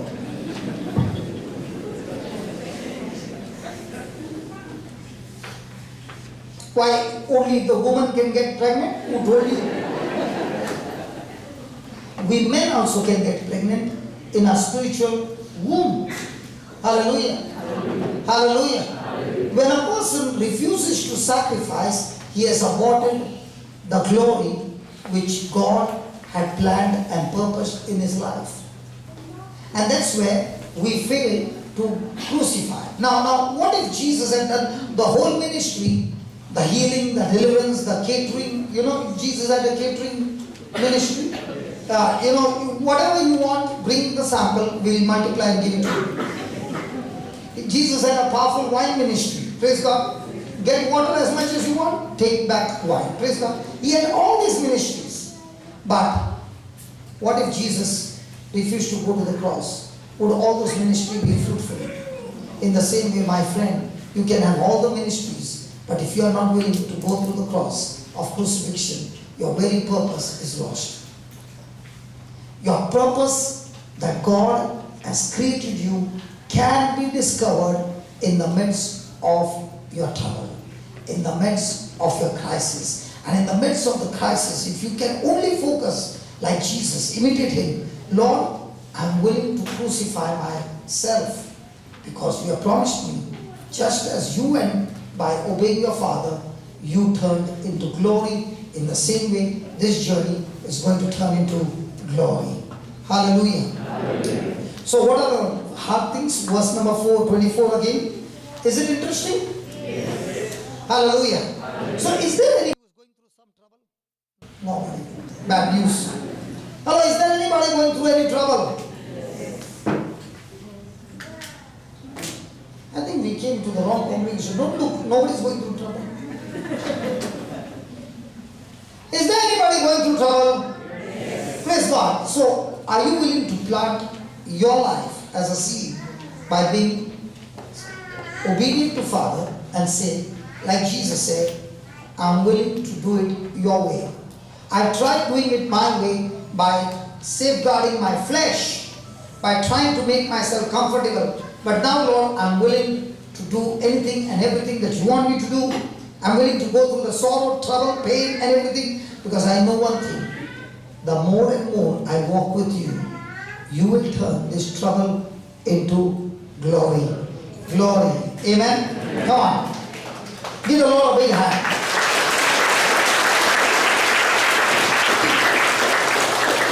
So there are 4 things that you find hard to in the scripture, number 24, 25, 26. The first one is Jesus saying, the grain of wheat must die.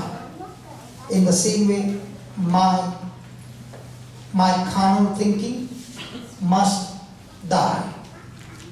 My fleshy thinking, my selfishness must die. Any person who is sitting there and saying, I want a breakthrough, I want a good future, I want this and I want that, the Lord is saying 100% guaranteed. But first, before those things can come, the flesh has to die.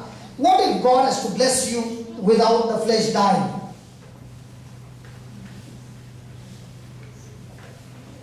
How many of you believe blessing is very dangerous? Okay, let me give you an example. Supposing there is a brother who is drinking and is jobless. So every day he comes to his sister and say 10 rupees. So what daru is drinking? Auntie, correct? Praise God. Auntie daru, 10 rupees. Okay? And the sister is praying, God, please bless my brother with a job. Please bless my brother with a job. Please bless my brother with a job. And God answers her prayer and he gets a job of 10,000. Now when he had 10 rupees, he was drinking auntie. Now he's getting how much? Now what will he do with 10,000? Uncle, very good. He is not only going to drink, he is going to take others also. And not only drink, now other things, activities also will start, right? Why did the other activity start? Because that money which came as a blessing amplified. Amplified what? Whatever he was doing will amplify. Now the same person who was drinking, the sister is praying, Lord, thank you that you have kept him without a job. But Lord, before you give him a job, please change him. Let him experience you first, so that his carnal nature be completely crucified. So Father, don't give him a job, first change him. Okay? After 3 months, he encounters Jesus. He's now all the time in the church, still jobless. Now he's not coming and asking sister 10 rupees. She is asking 10 rupees and buying something for some poor people. She sees that and she says, wow, Lord, now you can bless him. Now he gets a job of 10,000. Now what will he do with the 10,000? Are you following? Yes. So what is the blessing going to do? Amplify whatever you got. So if you have flesh at the peak and the blessing comes, that blessing will be so dangerous that it will cause not just small disaster, a complete big disaster.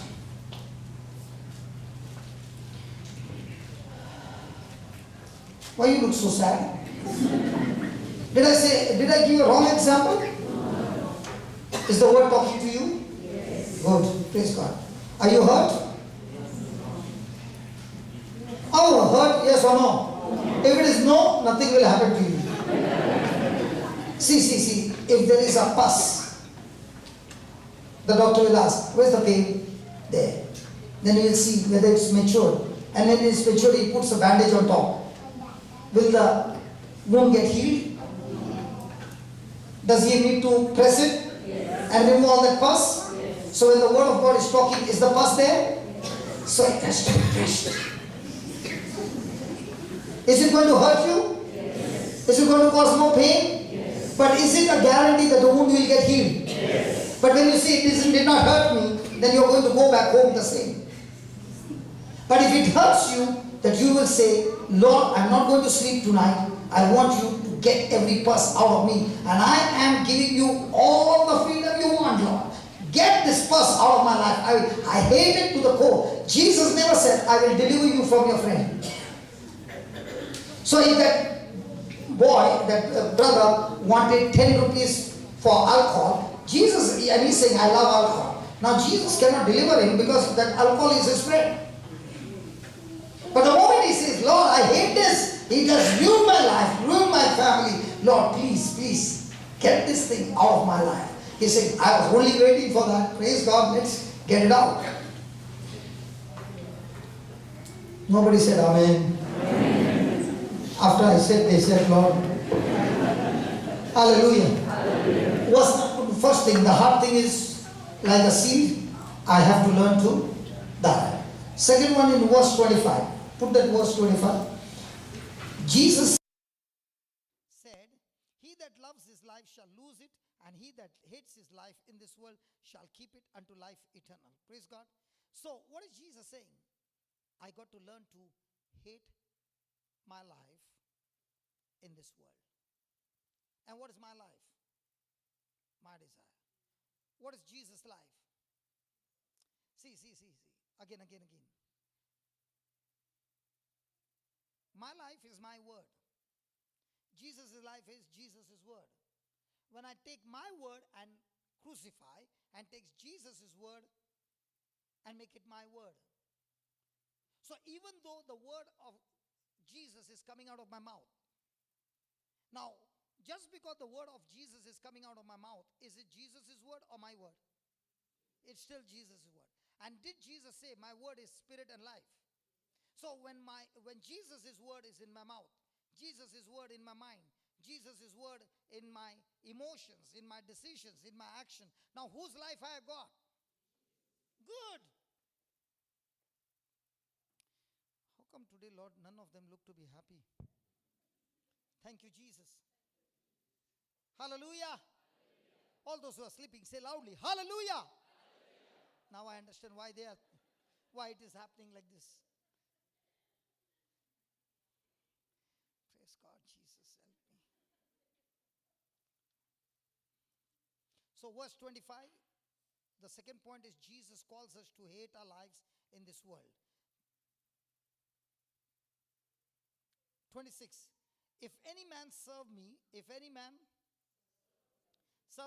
let him follow me, and where I am, there shall also my servant be.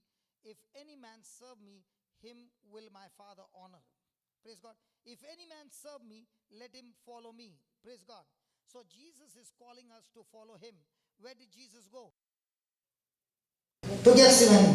Where does he want you to follow him?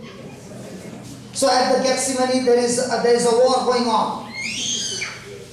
And in that war, Jesus prayed and made a final decision the third time. And what was the third time? Father, if that's what you want, that's exactly what I will do. After that, did Jesus ask the Father even once, if it's your will?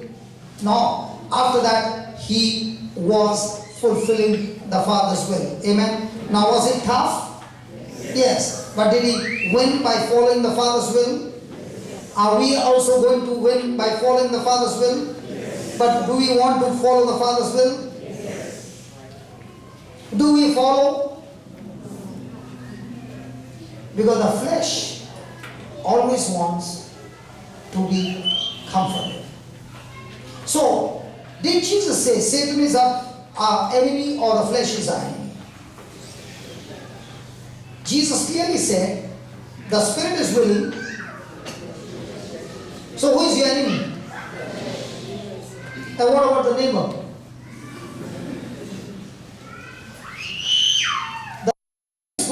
pressure on you so that I can learn to put to death my flesh. So is the flesh needs to be all the time dead? Okay, let me put it this way. Jesus is on the cross, right? Crucified. Now Jesus is saying, can you take my place so that I can come down? So now you are saying, okay Jesus, I'm willing to take your place. So my carnal nature, my flesh, I'm willing to crucify. That's what Paul said. As for me, I'm crucified myself with Christ. And therefore I no longer live. But Christ who lives in me and through me. Means what? Paul is saying, my flesh I have crucified on the cross. So now Jesus who is on the cross, where is he now? In Paul. So what is Jesus doing? Using Paul's body to fulfill the purpose that he has in Paul's life. So Jesus is saying, I can work with you only when your flesh is crucified. And I cannot force you to crucify your flesh, because that is your will, your freedom that God has given to each one of us. Praise God. So most of the time, are we all the time concerned with our benefit or others' benefit? What? So Jesus on the cross, was he concerned about his benefit or our benefit? And we are concerned about, Jesus was concerned about, and we are concerned about. So if you are concerned about your benefit, will you ever experience the glory of God? So do you have opportunities where you can stop thinking about your benefit and start using what you got for somebody else's benefit? And when you start doing that on a daily basis, very soon will you see the glory of God? Yes. Good. So now will you practice it? Yes. Good. So the next month when I come, will you bring at least one row? Yes. Hallelujah. Hallelujah. Hallelujah. Hallelujah. Now you came with them. What made you come? He must have given you some dirhams.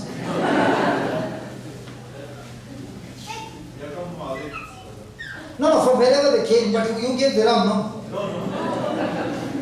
Why did they, what was the bait? Well, there's only one thing. We played your preaching. They loved it so much. They wanted more of the word. So you did not preach? You did not, listen, you did not preach, but you gave them a link. Yes. And they saw that link. And they got attracted. And they came. Good. Now, can you also give links? See, there was a time, believe me, there was a time when people would call me and say, please pray over me. I stopped praying over people. And I said, go to the YouTube, click on healings and miracles, listen to 4 or 5 videos, and write down the prayer, what you wrote, what you heard, and then we will talk. First you finish your book, you do your side, then I will do my side.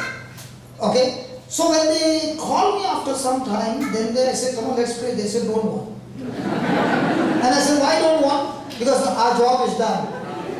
Now, what did they learn? They learned to renew their mind. They learned to put to death the lies of the devil. When they learn to put to death the lies of the devil, the glory of God is guaranteed. Hallelujah. And once you start doing this, and now your confidence begins to grow, I won't be surprised, brother, as you are showing them the link. After some days, stop showing them the link, and what you saw in the link, you open your mouth and speak the same thing. You spoke the same thing will happen in their life. Because Jesus spoke the same thing, the apostles spoke the same thing, we also speak the same thing, and the same thing will happen in everybody's life. Hallelujah. When I went to Uganda, I told them I've come here not to preach only, but I've come here to show you that we all can do what the Bible says. So they were in Uganda, you should see them, the praise and worship. They can sing and praise for 5 hours non-stop. And they can go on and on. And afterwards, when they sit, they are so tired that they don't want to listen to the word. Hallelujah. So one day I told the crowd, see, listen, you are excellent in your praise, your dance, everything. But today I want to prove to you that Jesus did not use the choir. Did Jesus say, Philip, have you brought the guitar? Peter, have you brought the violin? Hey, did Jesus have a music ministry? So I said, today there will be no music for you to understand the power is in the truth. So the choir were all saying, it is like, are we breathing oxygen? In Africa, believe me, even when we are doing the music test and the music is going on the speakers, the people who are walking on the road are walking in this. The music stops.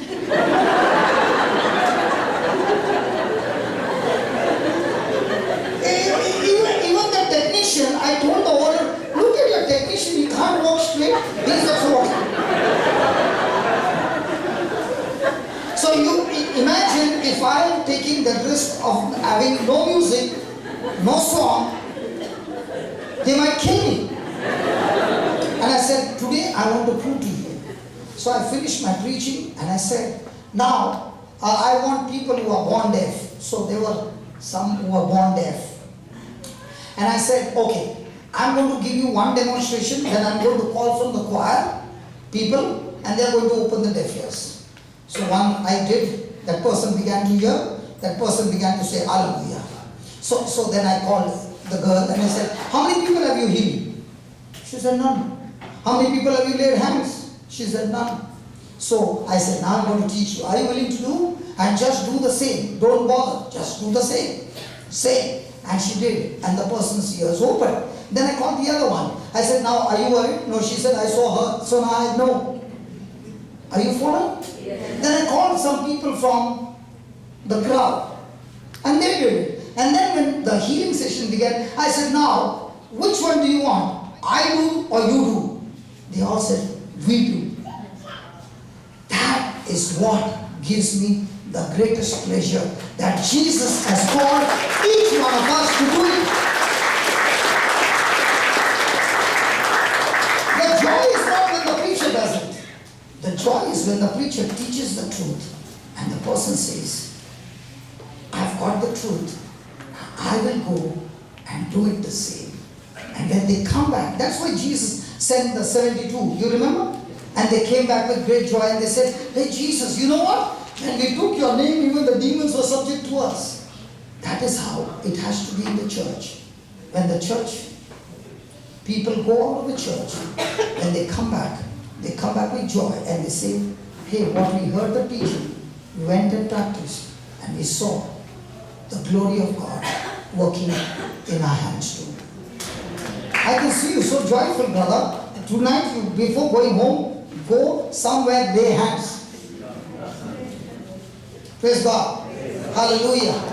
And when the healing session was going on, one person came and said, brother, we will take the music for the healing. I said, no.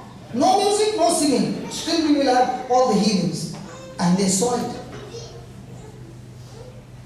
They saw it. And next year, by God's grace, He's put in my heart, you'll see me more and more in Africa than anywhere in the next year. Because the harvest is so plentiful. They are not being taught the truth. Because a man of God is treated much higher than God.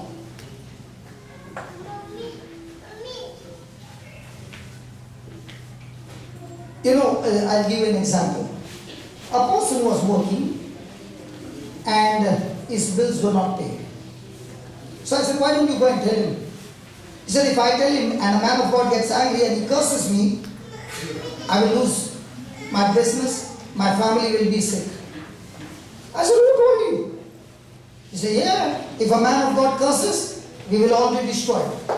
See, kept in a bondage for years. It's time now that I have to go there and break those curses and bondages in Jesus' name. What do you think? Tell me, when you see the truth is being proclaimed and the Holy Spirit is working mighty things over there, so many strongholds are broken. Tell me, what a joy it is. And in thousands you see them all change. What a joy it is. Isn't it joy? Yes. Praise God. That's why I told you, there is hardship. Malaria is on one side. We are not used to that food. We are not used to that water. We are not used to so many things. But on the other side, when you see the harvest, you are saying, doesn't matter.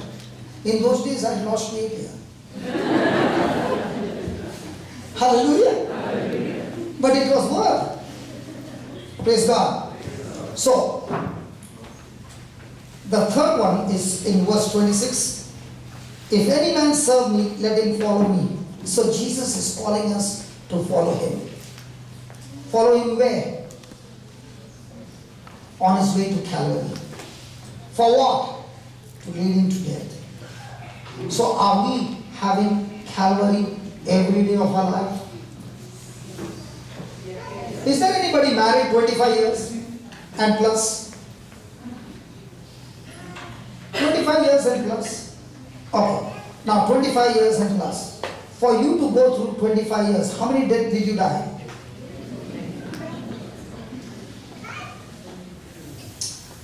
See, is your husband and you having similarity? She's thinking for such a long time.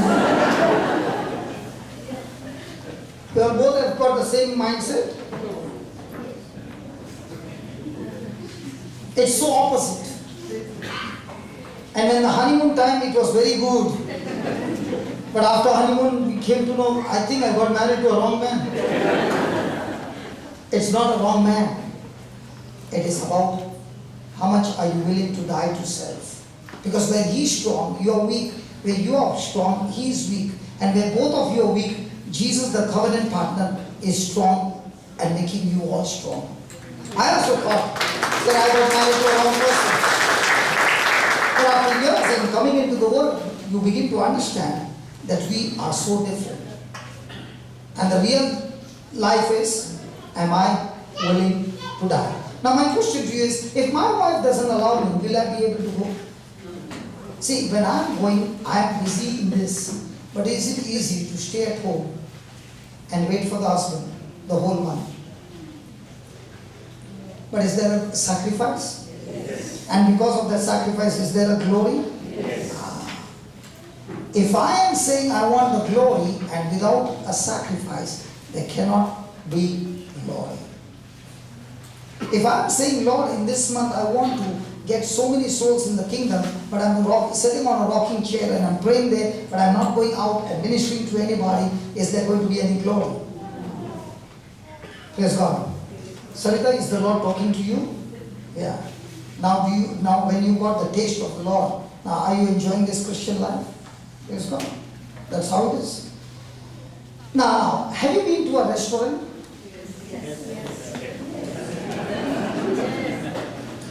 Now let's say I'm the waiter. Okay? Now Sarita is coming from a very high standard. Okay? And Brother Lucas, kali example. Now, Brother Lucas is coming from a labor camp. And both are sitting in the same restaurant. He is also ordering, she is also ordering. Can the waiter do, because he's coming from there, he brings a third class food and serve him? Does he need to serve the same?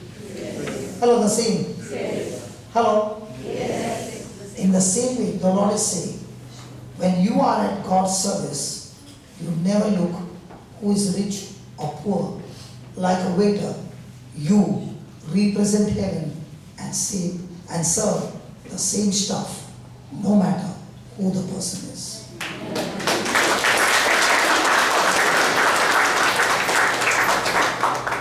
And that's what it is.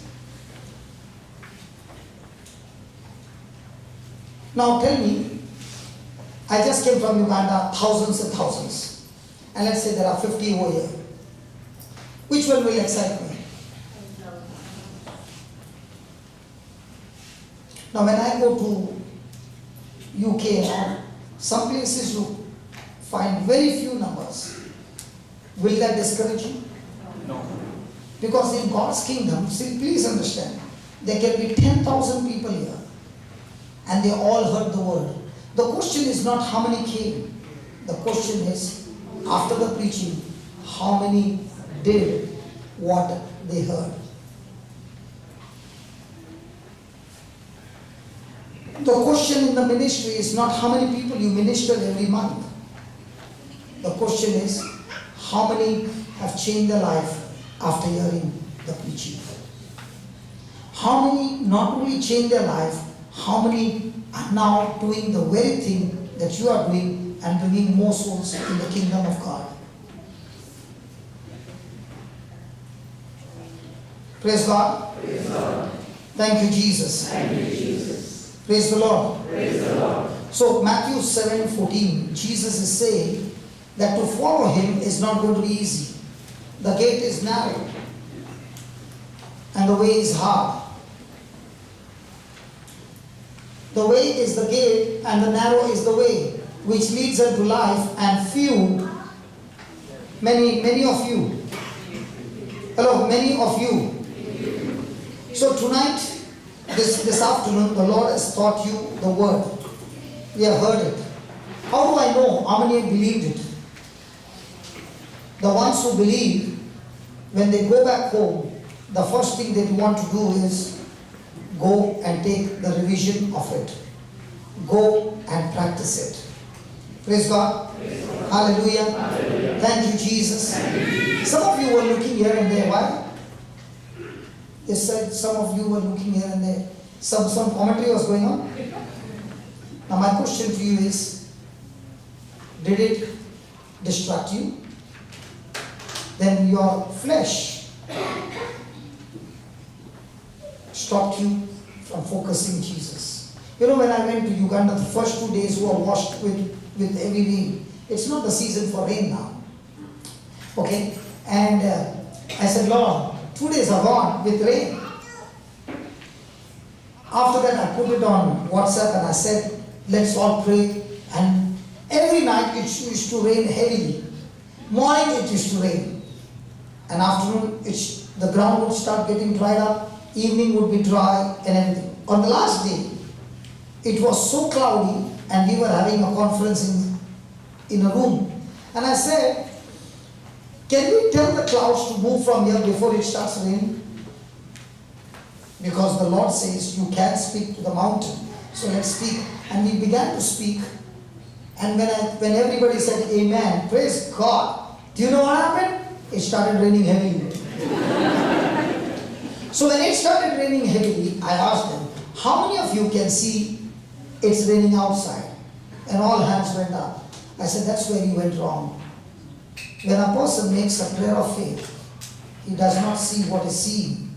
He still continues to see what the word says, and he looks at those things which are unseen. And I began to explain to them, and then I said, how many of you can see the rain now? No hands went up. And I said, that's called faith. You said a prayer, you agreed to that prayer, you believe that prayer, and now you're not even focusing on the rain, because in your heart and mind, it is already settled. Okay? And it went on for 1 hour, and after 1 hour, I said, now how many of you can see rain?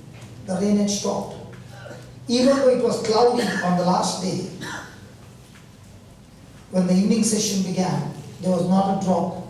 But about 4 or 5 kilometers, it was lightning, thunder and raining, but the ground was absolutely dry on the last night.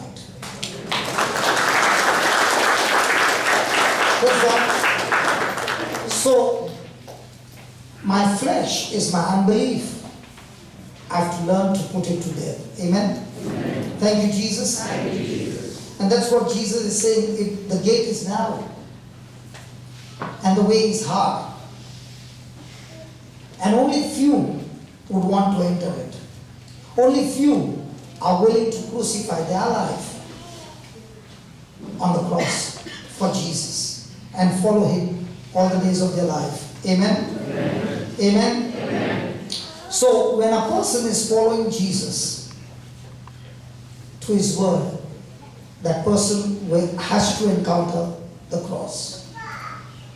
If a person is doing the ministry of God and if there is no opposition, if there is no persecution, if there is no accusation, if there is no pointing of finger, if there is no insult or abuse, then something is wrong in that ministry.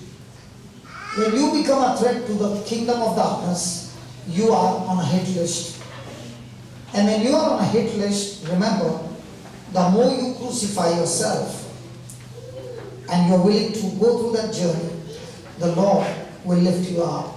The Lord will glorify. The Lord will take you from one level of glory to the other. Praise God. And in the midst of that, the very crucial point is, how quickly are you willing to die to self? Amen? Amen. Amen. Amen. Now, we saw the hardship. Now let's see the glory. Go back to verse number 24. The glory. Verily, verily, I say unto you, except a corn of wheat falls into the ground and dies, it abides by itself. But if it dies, it brings forth much fruit. Hallelujah. Hallelujah. So what's the glorious part? The glorious part is when you are willing to die, your life will surely produce much more fruit. And remember, your promotion in life in the Lord's kingdom is always proportionate to the fruit. So the fruit is your attitude, the fruit is your character. God is not interested in achievement. God is interested in my attitude. So every time the battle begins, in the battle, God is only focused on helping us to grow our attitude, helping us to grow our character. And here is the Lord saying, if you are willing to die to yourself, like a seed dies, it produces much fruit. So the more you are dying to any lie that is trying to take you away from God, and you are putting that lie to death, praise God, you will bring forth much fruit, and that much fruit will take you from glory to glory. Amen? Amen? Amen? Verse 25, he that loves his life shall lose it. He that hates his life in this world shall keep it unto life eternal. Praise God. So the glory is, if we love our lives, we will lose them. We must hate our lives in this world. And when we hate our lives in this world, hate means hate the lies of the devil. Praise God. And if you hate the lies of the devil, then the Lord says, he who hates his life in this world shall keep it to life eternal. Now, we all are working hard, and you are getting your salary. How long can that salary sustain you?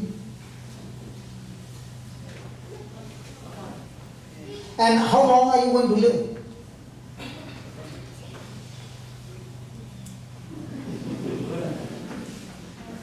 Hello, how long are you going to live? But here is the Lord saying, if you learn to hate your life, you will live your life for eternity. Which one is better? Life forever, for eternity? 15 minutes, please God. Hallelujah. Thank you, Jesus. So the more and more you lay down your life, the more and more the Lord will turn your life into glory. Praise God. When I lost my everything and I began to follow Jesus, let me tell you, when I used to come to your parish, sister, you saw me right in the beginning. Okay, you all were the first Bible students in those years. At that time, did you ever think that we would meet in Dubai? And who were in my gang? My gang were alcoholics, drug addicts, people who were jobless. These were in my gang. And I would only be with these people who were broken and all that. And there came a news once, the people started talking in the parish. If you don't want to work or you don't want to do anything, join their group. All unemployed people, all gangsters there. And when I heard that, it broke my heart, and I said, God, can you do something? And God opened for me a place. We used to go to Tagore Ashram for intercession. And we could go and stay overnight. And 6 hours we had to pray, 6 hours break. So 6 hours when we used to pray, after that I would take them to a place and preach to them for the next 4 or 5 hours. And we did it for 3 months. In 3 months, every one of them got a job, not in India, but everyone went abroad. And the best part was, those who went abroad, they did not go only for a job.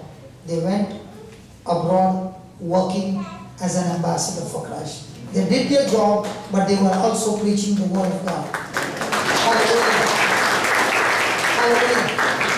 When you saw me in those days, could you ever think that God would make it so big? Believe me, even today I am amazed. Because I know my capacity, I know my ability, I know my intelligence, I know that I'm totally unfit. But I don't understand how this unfit person God can take and make it so big, touching people around the world. I know my weaknesses, I know my fears, I know there are so many things. And yet, He loves me. And every day the question is only one thing. Am I living for my life, for my kingdom, my family, or am I living for God? And the day I made that decision that I live for God, my family is blessed, my children are blessed, my spouse is blessed, marriage is blessed, financially blessed, health is blessed, everything is blessed. Because God said, Jesus said, seek you first the kingdom of God and His righteousness, and everything else will be added unto you. Those who are from India, they will say, first roti, kapra or makan. Okay, sorry. First, food, clothing and shelter. Do you have that in your country? No, in your country, do they say first food, shelter, clothing? Or they say first God, then food, shelter, clothing will follow you? In India it is different. First food, shelter and clothing, and when that doesn't come, then come to God.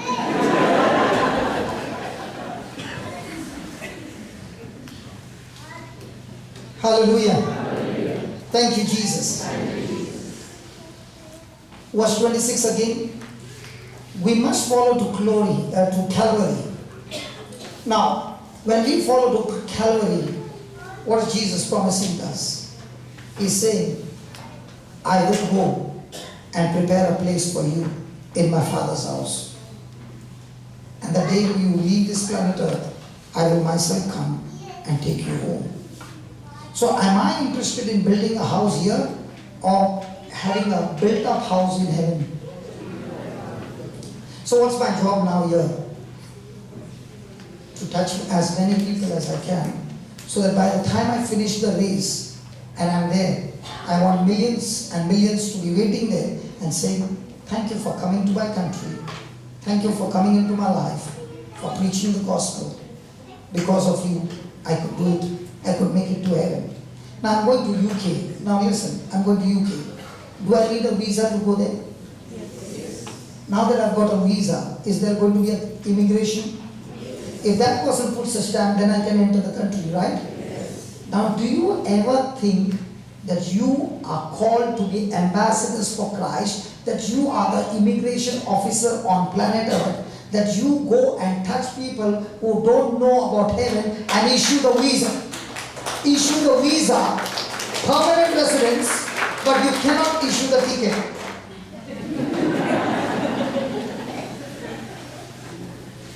You are an ambassador, but not a travel agency. You can't issue the ticket. Ticket comes from heaven.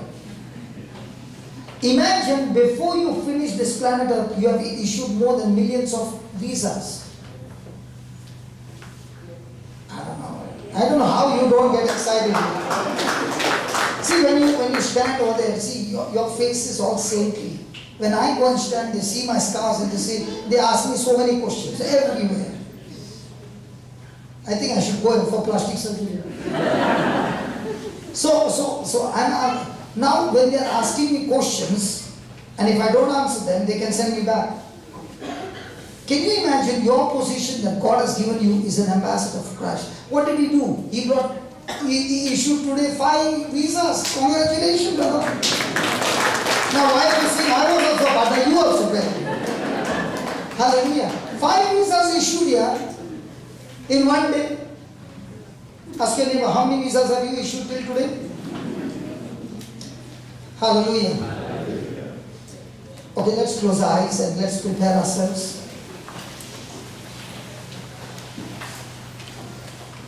Father, we thank you for teaching us such a powerful truth through Jesus. Lord Jesus, you spoke to Andrew and Philip, and you're speaking to us when the Greeks came to meet you. We have to die to ourselves. We die to ourselves. We hate our lives in this world.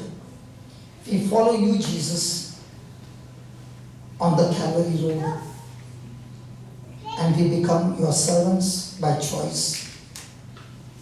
Today you taught us these 4 beautiful truths that we have to follow, which is the hard work. But you are also promising us that when we die to ourselves, we bear much fruit. When we hate our lives in this world, which is just for a moment, compared to our life for all eternity. When we follow you, Jesus, on the way to Calvary, we join you, Jesus, where you are in glory, seated at the Father's right hand. And when we become servants by choice, the Father honors us. Thank you, Lord, for teaching us this powerful truth, that before any revival, before any fruit bearing comes to manifestation, the key is death. And we have always avoided death.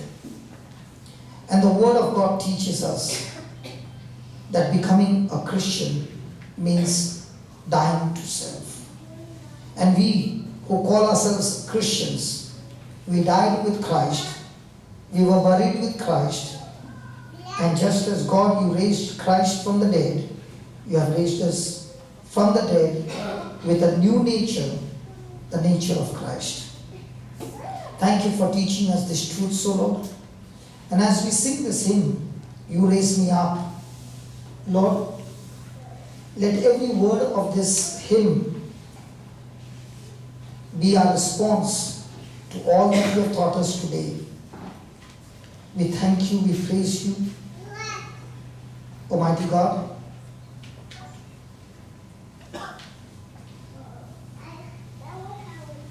You spoke to us, Lord,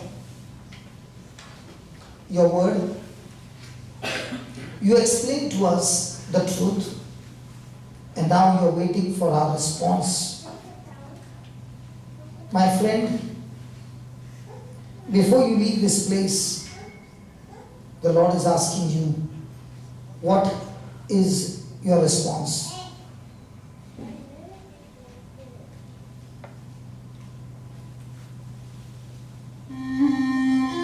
Keep your eyes closed.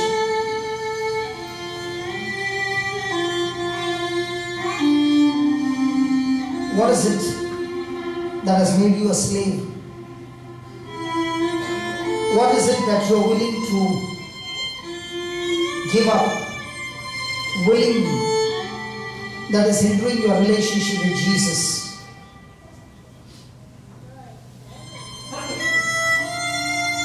It is God's desire to raise you up, my friend, and that can only happen when yours and my flesh is crucified, and it's not by force. It's your choice.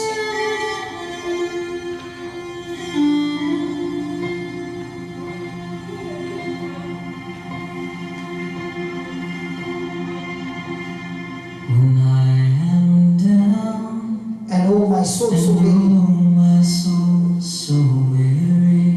When troubles come, When troubles come, and my heart burden me, my heart burden me. then I am still, Then I am still, and and wait here in silence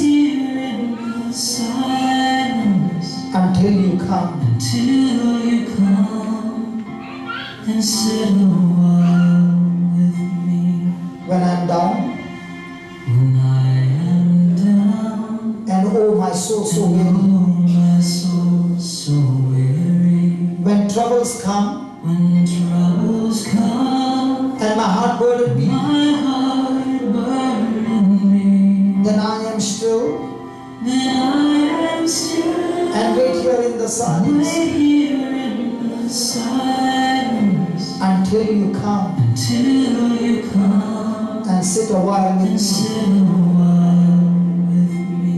You raise me up You raise me up so I can stand on mountains. stand on mountains. You raise me up You raise me up to walk on stormy seas. on stormy seas. I am strong I am strong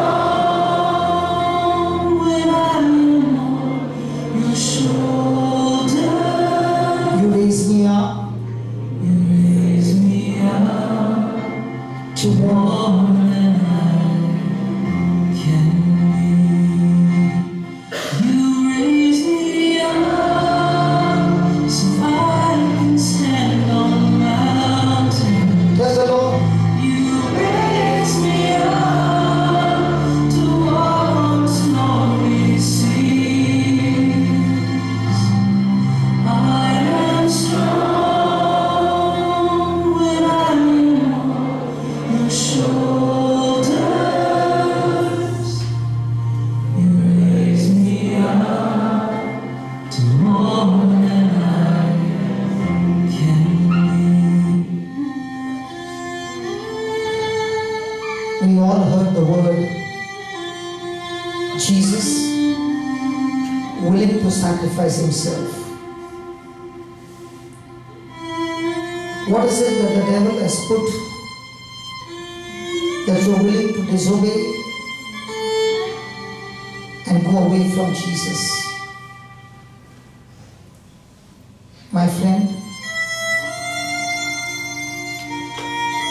it is putting to death those things that displease God, making the Father's will your own will is what brings the breakthrough. Make the decision now.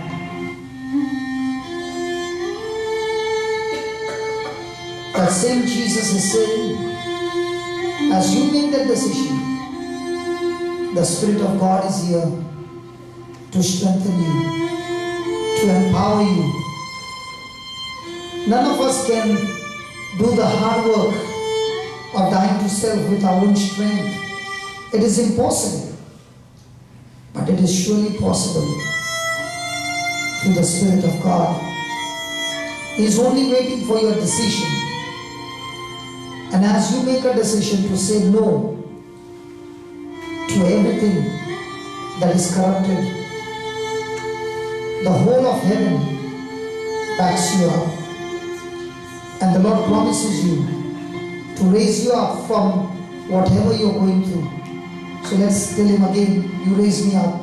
You raise me up so I can stand on mountains. You raise me up Raise me up to walk on stormy seas.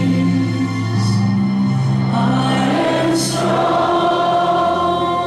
when I'm on your shoulder. You raise me up You raise me up to more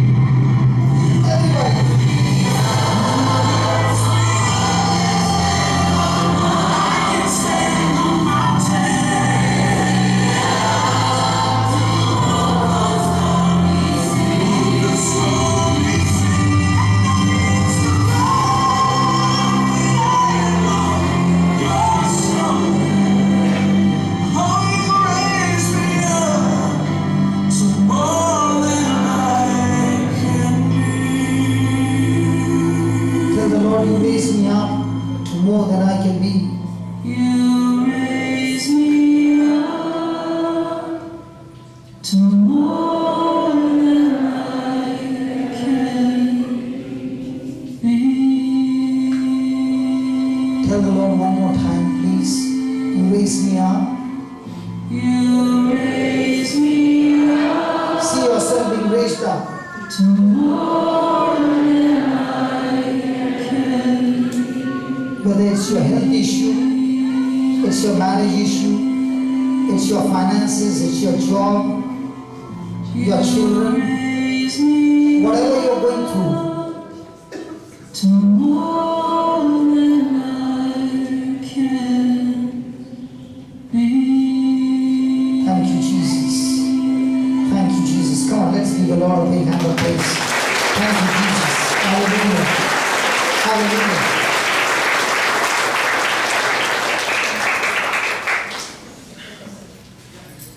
Hallelujah. Can we give the Lord a big hand? Come on.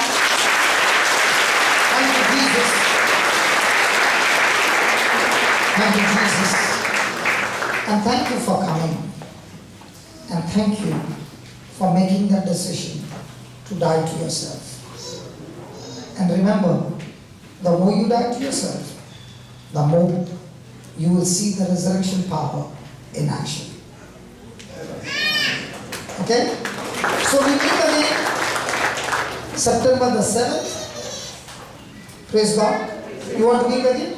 Yes. On September the 7th. And I will be in room number 1. So those who want to meet me can surely meet me in room number 1. We have already extended the time by 10 minutes. So can we just empty the hall quickly so that we don't get disqualified? Thank you so much.